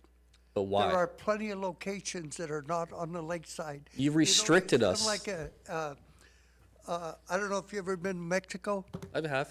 You ever been to Guadalajara? A little bit west of Guadalajara, up in the mountains, is a beautiful little town called Tequila. Guess what they make there? Probably tequila. They make a bunch of tequila. Of course. Where Jose Cuervo comes from, and that stuff we get here is vodka compared to what they do down there. And they probably have 30 dispenser or Little tasting room bars. where they make tequila. Yep. And I've been there 2-3 times, and they go through the whole process. Go there sometime. It's amazing.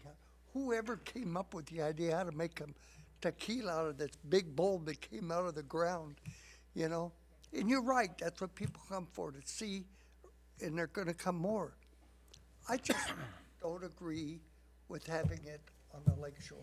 I don't want my grandkids there, my great-grandkids there, my family coming up, my relatives from upstate New York who have been out here for the last week and a half with their kids.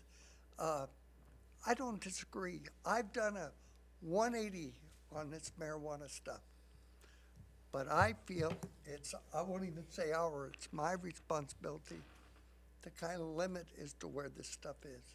Because what you talked about is going to bring people here, but they can see the same thing on Olympic as they can on the lake, off of Lake Shore, in my opinion. I think the reason... It's a matter of degree, but if they're coming to see you now, they're going to come where we're going to put other. I think the other part of my argument with allowing us to go into C3, you guys are like, oh, that's such a new thing, such a new thing. And then, you know, not everyone's saying that. You got other guys, you have other ones of you up here saying, like, you know, we're embracing this. This is here now. This is what's happening. But as soon as we get all these other licenses approved, you guys are so quick to be like, okay, we have a map to retract you guys, what you can be in, what you can't be in. We're going to eliminate this, eliminate that, and only put you here and put you there. Nick, Mayor, I don't know how, go count the businesses that bring the type of people I bring in. You're putting us in a building size that's not setting us up for success. You're forcing us to be into a zoning that doesn't make sense. I had this argument with Russ the other day at the last ad hoc meeting. He was trying to point out all the viable properties that were C1 and C4. We couldn't find any C4 properties unless you spent $30 million to put an overpass to get into the C4. Not happening because the city is having the same exact problem trying to do development by the old airport where your public works is at. And then C1, please find me a building in C1 that's over 1,200 square feet. Please find me that building. It doesn't make sense. You know, when you're putting us on the smallest people, and you say, I don't want something on Lakeshore. D&M's on Lakeshore. Drive past D&M sometime, or I'm sorry, Triple C is on Lakeshore. Drive past Triple C during the middle of the day when they're open. You have 4 banners out front on the side of the road, marijuana, CBD, cannabis, dispensary, right on your way to the park to go do your thing. But you're contradicting what you're saying. Then put it on that side of the lakeshore, not the lakeside. That's just my feeling. I'm not going to change your mind. You're not going to change mine. I'm speaking from a logic perspective. It makes sense. We're C3 zoning. We're cannabis. We are in a small zoning. Our C3 is retail, restaurant, tourism. I can meet every aspect of that, and so can every other dispensary. That's the argument, and I'm going to bring the proof of the people that come down that road and just show you guys. I have a question for you. Question. I have a question. If we don't designate the yellow areas, can somebody still come in and ask for a variance? Well, they could apply for. Based on a specific project and a plan? They could apply for a rezone and take it to the planning commission and have to come back to the council, but yeah, I mean. It's also 10 grand. I'm just asking from staff. So, I think, obviously, there are a lot of strong opinions on this council. No, I don't think we're gonna beat your 7-minute council meeting. But at the same time, I don't want to see this die completely. I think I would like to see it if somebody really comes forward. We're all talking, if and when and all that. If there's somebody comes with a specific plan that, we should be able to consider that and not just eliminate it completely or approve it completely. I mean, that's what I think is a proper way of looking at this in the future. So, I mean, that project might not come till next year. At least we have, some way to go down the road and see if it could work or not.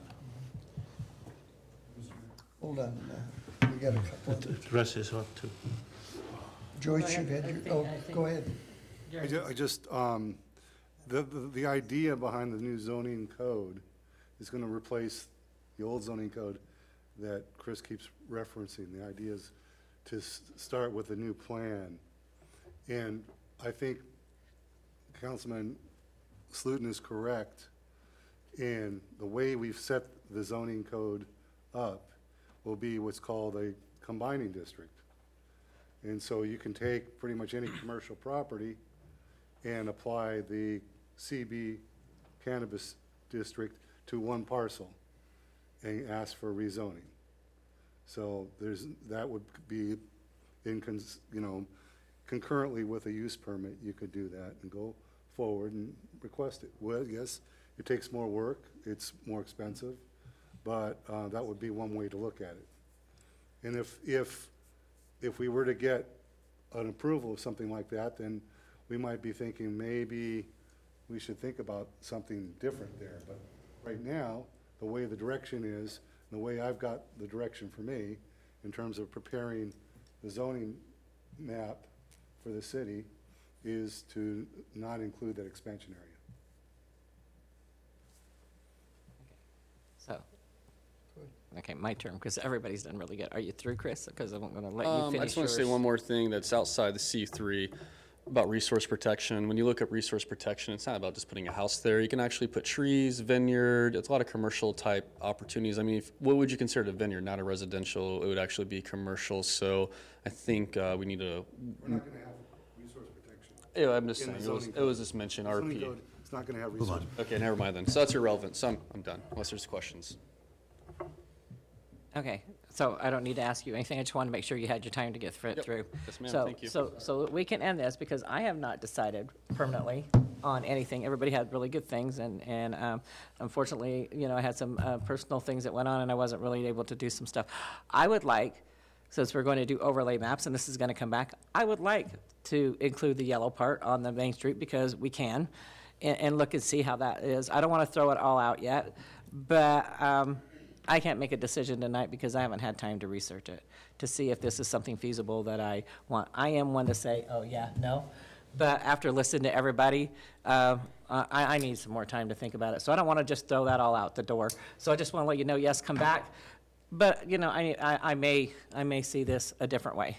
So I think we need to be prepared that I may not be on the let's throw it out the door.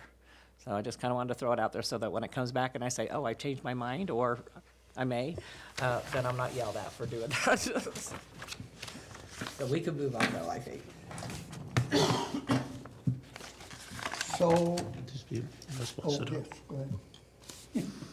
I didn't see what you Okay, I'm had. gonna say, number one, I am obviously passionate about it, but I want to apologize to you, Mr. Flora. I wasn't trying to single you out. I was looking that way, and you obviously thought I was staring you down. I Well, I'm tall, so it looks like. It's that hairstyle. It just, He doesn't have any, and you do. Any rate, Russ, you can get mad at me because pretty much always in conflict with you. Not only Alan, but Greg and everybody else said, when you have something where you get that close of a vote, you really need to take it to the council for direction. And I'm really glad we're doing this because Okay. we need to hear this whole thing. And, maybe I'm making this a little bit more of a point than it really needed to be. By taking the yellow out, doesn't mean that we're throwing it out. It just means that we're not, not showing it on this map. I mean, we can come back, Chris can come back, whoever else can come back, and we can think about it more, but the reason that I feel like it should come out of there, the yellow, is because nobody, the ad hoc committee, the planning commission, nobody said, let's have a yellow zone in there. And by not having it in there, what are we changing? Are we changing anything by not having anything in there? I'm looking at you, but I'm not getting, zeroing in on you. Well, I mean, it sounds like you're following up on what Councilmember Slutin was talking about. I mean, the thing you're changing is placing the responsibility on the property owner to come forward with a proposal, if they want to, so. The yellow zone is not saying that it's approved. No. It's just saying it's possible in the future. If we have nothing in there, it's still possible in the future. So what's the purpose of having it in there? Well, I mean, but based on that, there's no point even having the combining district at all. I mean, the point of having the combining district is to identify the areas that the city wants to allow that type of development, Well, so. we haven't come to the conclusion yet the city's ready to want that in that area.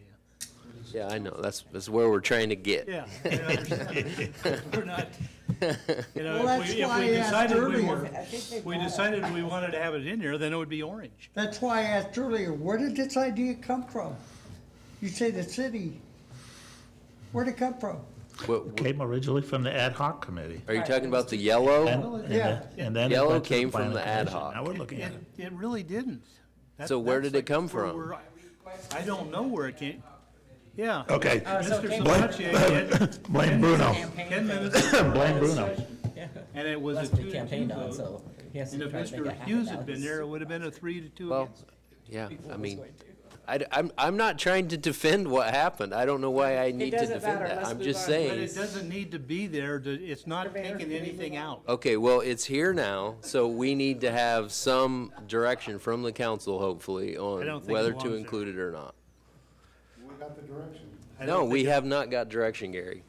I don't think it belongs there, and it's not gonna change anything if it's not there. Okay. That's my feeling. Is it possible to have a hand raised on who wants to include it and who doesn't or something? Tonight, so I would say. So bring the it sounds I would like you say- have a 2 and 2 and 1 abstention. And an undecided. Okay. So I would say, So- put an overlay with the yellow and bring it back. Okay, so if we don't have direction to include it, we'll go with the planning commission recommendation not to include it, I would say. Yeah, the planning commission did agree 3-2 not to include it. I mean, if you wanna. Yeah, no, I'm clear on that. I'm clear on that. We should have brought that up. Okay, so Well, there's why, not, miss all this? there's not direction to include it, so at this time will not be included in what we bring back to the council. Good. Like anything, it could be, things. can be Okay, do we need a vote on that, Madam No. Clerk, or? I don't think we No. need a vote. No, direction, I think, was. We don't want to go there. As long as we're clear on the direction. And I think that's fine. we're All that for fairly that. clear. Okay, let's go on to, are 12. we finished with this? Yes, Finally? let's go on. Thank you, gentlemen, who's leaving, thank you all. Yes? You know, if somebody comes with a real plan. Okay, consideration of plan. resolution 2019-18 to adopt a list of approved projects for submission to California Transportation Committee for funding pursuant to SB 1. Mr. Baker. Finally. If you're still awake. Thank you. Good evening. I hope this goes easier on you. Yeah. No comment. Clearlake has proposed a list of projects to submit to the CTC for approval. And the projects are as follow. Meadowbrook Area Pavement Rehabilitation Project. Number 2, Pearl Avenue, Emory Avenue Pavement Rehabilitation Project. Islands Park Frontage Improvement Project. Number 4, Airport Road regional connector improvements. Number 5, MODOC 2nd Street pavement rehabilitation project. Number 6, San Joaquin drainage improvements and pavement rehabilitation. Number 7, Dam Road roundabout. The city by resolution must adopt the list of projects, and that list needs to include the following items. 1, a description and location of each proposed project. Number 2, a proposed schedule for the project's completion and the estimated useful life of the improvement. The adoption of the resolution in itself does not obligate the spending of funds. If the project is funded and approved to move forward, additional action will be required by the council. And we have attached for you guys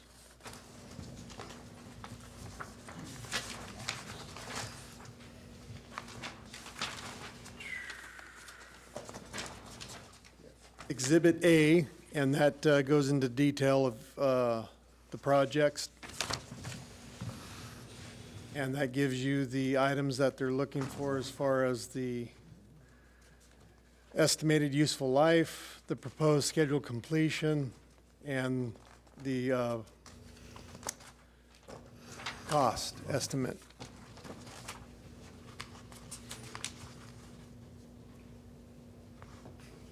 Any questions? You go first. You sure? Okay, so we're looking at here, are these in order of the projects being completed? Okay, that was my number one, because I was gonna say number one needs to be moved to the very end, because I'm totally They're against it in not the first in place. any So particular these aren't in order. any particular order? No. Are they gonna come back to us in an order as they are approved? Is that what it is? They'll be coming back to us as each project is coming forward? Okay, that was really my only question, so. Okay. That was your turn. That was an easy one. Yeah. I mean, I'm interested in Lakeshore, and I see that you selected San Joaquin from Gooseneck to Arrowhead. Should we look at intensity of use? In other words, there are hardly any people that live on San Joaquin, but a lot more people live on Lakeshore. Is there a particular reason you chose San Joaquin instead of Lakeshore? That was my first question. Because I live in that area, so I'm just curious. It's just a personal question. The other part of it is I see a lot of them proposed completion in 2020. I mean, just to get the plans and everything and funded in place, is it realistic to say 2020? So if I'll address some of that. So it's supposed to be the projects that would be completed in the next year. Okay. So that's why you don't see Lakeshore on there, because we're not far enough along in the process to do that. This is an extremely optimistic project list, as you indicated, but there's no penalty for adding extra projects, and so we kind of added ones we thought we might be able to get to. You know, some of them, like Highlands Park, you know, we've requested CDBG funding for the park and for these frontage improvements, so we may get that, and then we wouldn't need SB1 funds. But here we're erring on the side of putting Optimism. extra projects in the hopes we might get money to fund. So it's like getting some projects shovel-ready, so is that kind of the idea? Yeah, I mean, and you know, we're like Meadowbrook, for example, we're even hopeful that we'll have part of that project that we would bring forward later this year. We don't think the funding is there to complete the whole thing, so maybe we could do the rest of it. We're just trying to make sure we have plenty of projects that's on the list, and this list has to be submitted by May 1st. That's quick. Right. Yeah. Some of these are, design is done on, or close to done on some of these too. Well, Meadowbrook would be, I don't know, maybe Mr. Schwartz would like to address. You know, they're in various stages, but. Yeah. I know I've actually seen drawings of the roundabout. Yeah, well, those are just. There you go. A rotating seat, that's what it is. Of the projects, Meadowbrook is the farthest along. We're anticipating actually trying to take that to bid this year. Dam Road Extension has a PSR done on it. Highlands Park frontage is shovel-ready. It's done. Pearl and Emery, we're putting out RFPs right now. So like Alan said, just to give you kind of a, we're at various stages, but these are all active. MODOC and second, not even on the list yet? Which one? MODOC and second, is that not on the list yet? Like, I mean, it's on the list, but is it not in any stage of going forward? Yeah, MODOC in second, we are looking at starting the PSR on that right now. So that's the first step.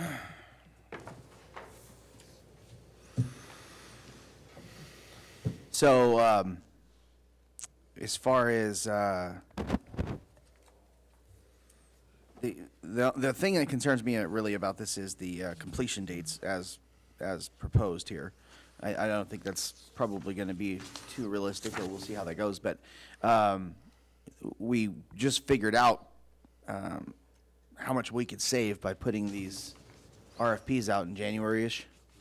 Would it behoove us to go ahead and get all of our ducks in a row and then drop all these RFPs the same kind of time frame because we know about what it does for our savings instead of dishing them out through the year? That's a $100 question that I don't really have a definite answer to, but you're probably right to an extent. It also depends on economy and how busy contractors are. So I think that if we feel we can get a decent bid, and it doesn't cost us anything really to put a project out to bid, and if it comes in within budget to move forward to keep the process going, it's not always a guarantee of savings in a following January, and there's a couple of big factors related to that. Number one is economy, number two is oil prices. So you really don't, it's a real hard decision to make. So, like putting out Meadowbrook, I'm not apprehensive about putting Meadowbrook out to bid, especially in this economy, because the contractors aren't really, the large contractors that do this kind of work, as we speak now, are not as busy as you think. I know that we hear all the national news and stuff, but we're sitting in here in meetings with them today, and they're not overly busy. So, and if we don't like the bids, we just reject them, and then we'll rebid them. Well, and I guess some logic here might be a company like Gelati, for example, who's going to be doing the work on the Highlands Harbor area, would be already in position to move right on to the Meadowbrook project if they were awarded that bid. So they might incentivize their numbers to make that happen because that would behoove them to do that from a logistics standpoint. So I get that for sure. And then I guess that was my question. If there's no cost to us for flying it as a project and it's coming in way over the estimated cost per engineering, then I guess we just say, just like we did last time, and say, nope, retain it, send it back out again and see what happens, right? We have a baseline. We have these projects that were just bid in January, February. So we know what our baseline pricing is. So we'll know by virtue of when the bids come back in June, if asphalt tonnage or concrete, Right. is way through the roof and inappropriate, that's exactly what we would report to you. Well, these proposed completion dates make me giddy. So that's the hard part, is I don't want to be let down. I don't want to hurt my heart by not. So I would be so neat if that were the case.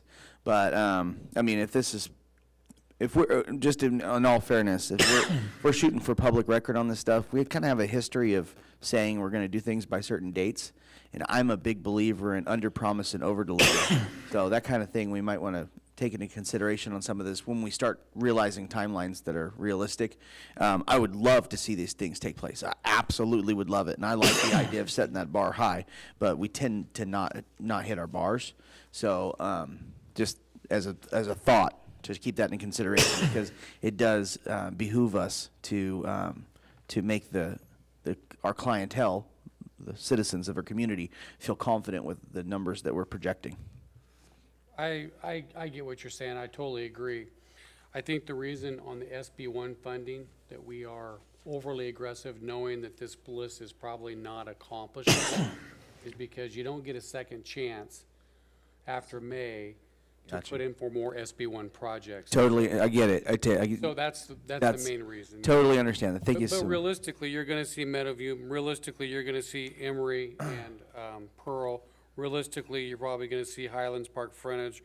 Realistically, you're gonna see some Austin Park. In the next 12 months, we're gonna tear up some ground.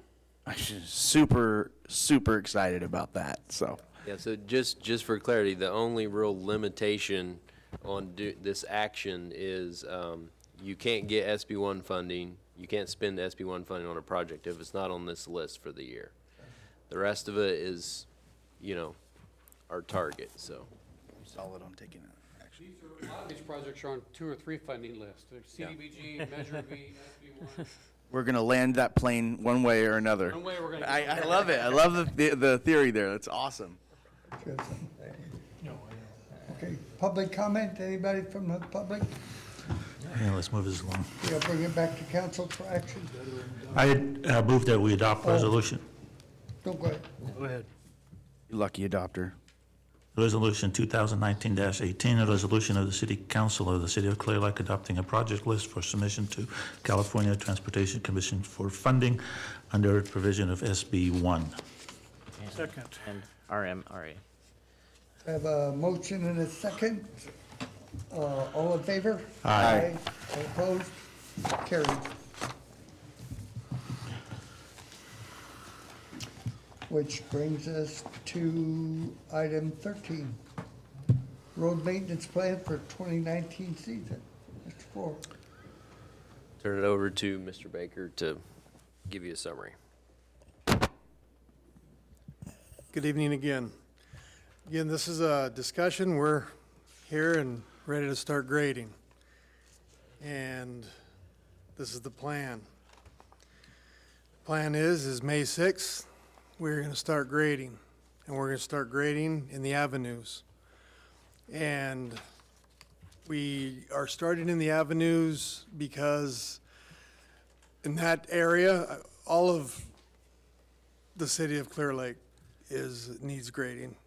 But we had a lot of complaints and a lot of service requests for those areas where we're going to start due to the heavy rains and the lack of drainage. And some of those roads, again, and it's all over Clearlake, it's some of those spots are pretty bad.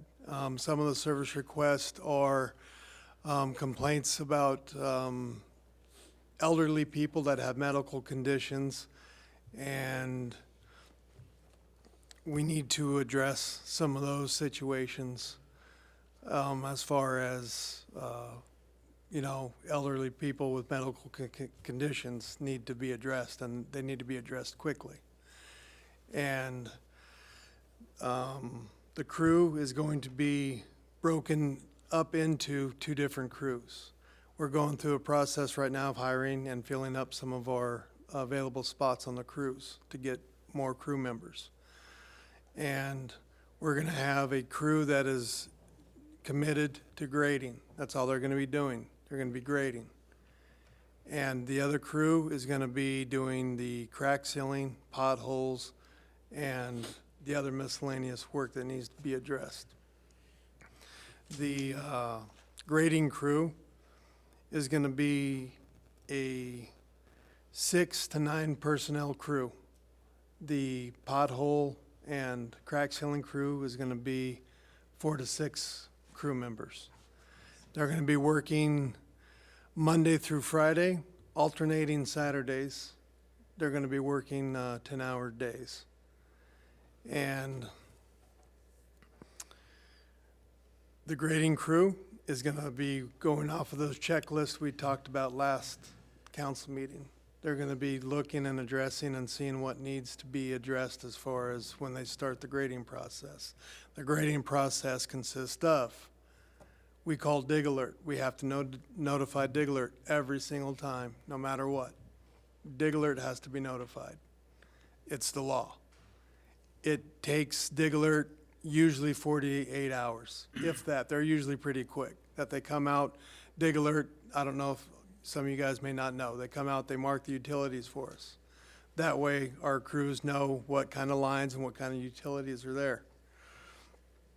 And during that process, our crew's going out, trimming the trees, cleaning our right-of-way so our equipment can go down and basically not damage and destroy our new equipment that we have. And then, once that gets done, dig alert comes out, everything's marked, crew's going in there, they're gonna start grading. We have base material that we talked about again. They're gonna be building that base up. They're gonna be using the grindings and the permazyme that we do have. And the pothole and patching, they're gonna start on Lake Shore. They're gonna work down, go up Olympic, and then come back down Old 53. Those are our main roads. And from there, the crews are going to, again, be working off a service request. That right there is a map of our plan for the potholes and crack sealing and any other asphalt road work that needs to be done. Signs, tree trimming, anything like that. Thank you, Alan, for putting that up there.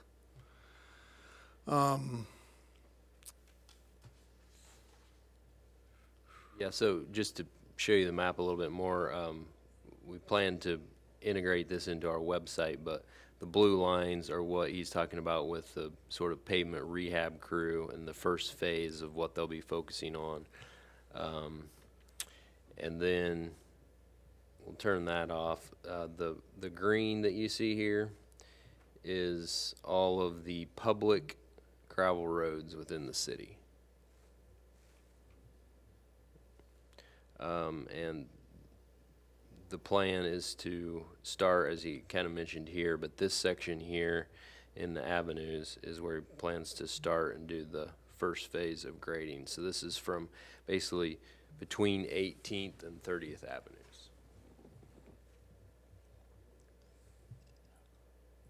How about Boyles down towards 13th and stuff? I know when they were over there grading before, they like don't go down that street, and those were getting pretty bad because there's a hill down there, and I've got complaints for that road.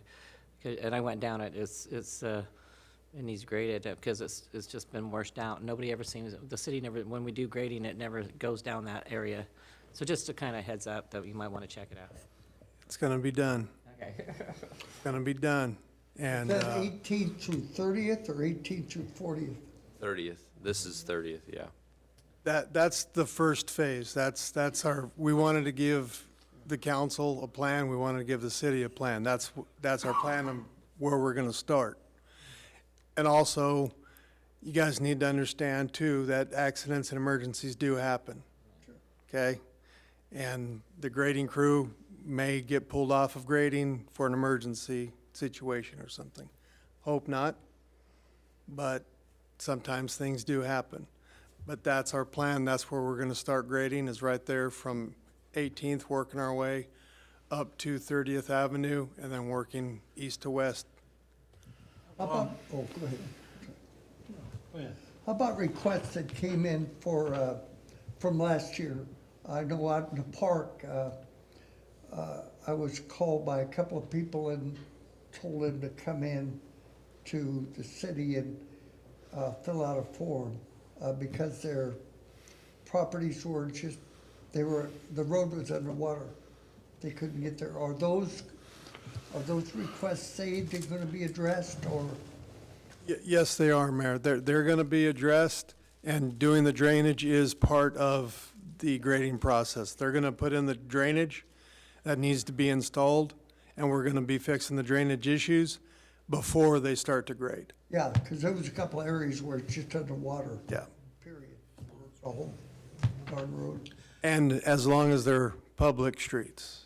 Yeah. That's Well, the big yeah. one. And again, I think to to stress that this is your focused enforcement area for grading, but that doesn't mean that you would be isolated to this area. If you have service requests, especially for areas that are in bad condition, you'd be hitting those areas as in addition to this focused area. That is correct. Phase one, any idea that I'm not gonna hold you to, of how long phase one is gonna run? Will it take the entire summer or? Can we get it? Can we get it? I'm going to Get tell to you phase- no. I'm going to tell you phase no on two. that one. I know it's not going to take an entire summer, so that I'm going to tell you no. Can you narrow it down to within 12 hours? Where is phase two, I guess is my next my follow-up question. Our plan is to provide this information and update our maps on what was graded, and then basically give like a monthly update to the council and the public on the progress that's made and sort of where the next phase goes. But you know, we're kind of changing our techniques a little bit this year, and it's difficult. I mean, last year we didn't accomplish as much as what was expected for sure, but we're gonna try to continue accomplishing more each year. And so, you know, that's how we're planning to do it, is kind of do a monthly update, and we'll see how much ground we can cover. But having the two crews is really gonna help, you know, address that as well as our pavement rehab, because, you know, I don't recall if Mike mentioned it, but the focus on those streets obviously is they're, you know, high volume, high visibility, and they're also in pretty good shape, and they need to have some work to, you know, extend their life. So your follow-up question on the pothole paving, how long do you expect that Lake Shore and Olympic and Old 53 are gonna take? Again, guess. Well, we are actually still waiting for the delivery of our the hot four- box. of the hot- I actually talked to the gentleman today. I talked to him. It is still being built, and as soon as it is done being built, it's going to be delivered to us. He told me I should hear something from him by next week. And as soon as we get the hot box, the crew's going to get out there and they're going to start working, doing the potholes on Lake Shore and Old 53 and Olympic. And you'll give us an updated. Then I'll give you an update. Okay. I don't want to give you a date, Russ, I know. and be wrong, and then, Well, I wasn't gonna hold you. and then Told you. poor Phil's heart's broke, and Break my heart. I don't want to break your heart, so. But the crew's going to get out there and they're going to do what they can. And they're getting, like I said, they're going to be working hard. They're going to be working 10-hour days, 5 to 6 days a week. Yeah. I think we have like 10 minutes. Quick question, this is all? Okay. So what do you need from us? Nothing, we're Just giving you an update. Thank It you. says it says discuss and possible direction. The direction is do it. Thank you. Love it. Thank you. So maybe based on timing, you want to forego this, but I'd also ask Mr. Schwartz to give an update. There was some direction related to speed bumps, and we don't have, he's preparing a more formal report, but he does have some information. Would you like to have that now or at a future time? Oh, you got 10 But the- minutes, because I'm We leaving in have, 10 minutes. we have, Only do we, need I think this, We have one more the thing to next do. item needs to get done too, right? We have another item to do. That one will if be it's- quick, but. Okay. So what I came up with in researching speed bumps, in my recommendation, just to kind of cut to the chase, is as a traffic calming measure, you might want to consider what we call speed tables, which are just enlarged speed bumps. They're like 10 to 12 feet across. And you design a speed table, whether it be gravel or asphalt, for specific speeds so that traffic can basically maintain the posted rate of speed through the speed table. But if you go much faster, it's going to be very, very uncomfortable to you. And that's would be kind of where I'm headed with presenting a technical memo. I've also spoken with police chief, and he's got some other alternative ideas that for traffic calming, and which also allows for some data collection, which I think is very important too. And I don't know that we have time to go into it, but I was going to incorporate his ideas into that technical memorandum as well. Your description was precisely my thought when I was talking about this. That instead of having a defined bump, to have something that. Kind of like in Lower Lake. Yeah, Yeah, just slows you down. exactly, exactly, but maybe a little even longer. But yeah, the idea that it would just, if you were to go fast, you're gonna end up getting some air, and we don't want that to happen. So yeah, whatever would discourage that Where you that can leave the behavior. potholes in those streets, that'll slow them down. Not on my street. So anyway, more to come on that. We just wanted you to know that we're working on it, so. Okay, anything further on this? Dirk? Nope. Okay. Last but not least, number 14, consideration of a resolution certifying appointment of Wendy England as police dispatcher is necessary to fulfill a critically needed position, requesting an exemption from CalPERS to the 180-day wait period and authorizing the chief of police to appoint resolution 2019.20. Thought we got rid of her just a while back. Good evening, Mayor, members of the council. For the reasons stated forth in the staff report, I would request that you approve the resolution that would allow an exemption to the 180-day waiting period so that we can fill the critical needed staffing position within the dispatch center and provide adequate public safety to the community of Clearlake. Any questions? Nope. Nope. Okay, public comment? Bring it back to council. Mr. Mayor, I would like to make a resolution of the City Council of the City of Clear Lake for exception to the 180-day wait period in accordance with California Government Code Sections 7522.56 and 21.224 related to the appointment of retired dispatcher Wendy England, otherwise known as Resolution Number 2019-20. Second. Have a motion in a couple of seconds. All in favor? Aye. All opposed? Passed. Meeting. And that brings us to the end of business. Now we can go with reports. I will skip several items on my list, but a few things I wanted to mention. The League of Cities is holding a mayor's and council members executive forum June 19th and 20th in Newport Beach. You must register by May 28th. So if any of the council members are interested in that, please contact Ms. Swanson. What days were there? June 19th through the 20th. A couple of other key things, of course, Clear Lake Cleanup Day this Saturday, 8 o'clock, Austin Beach.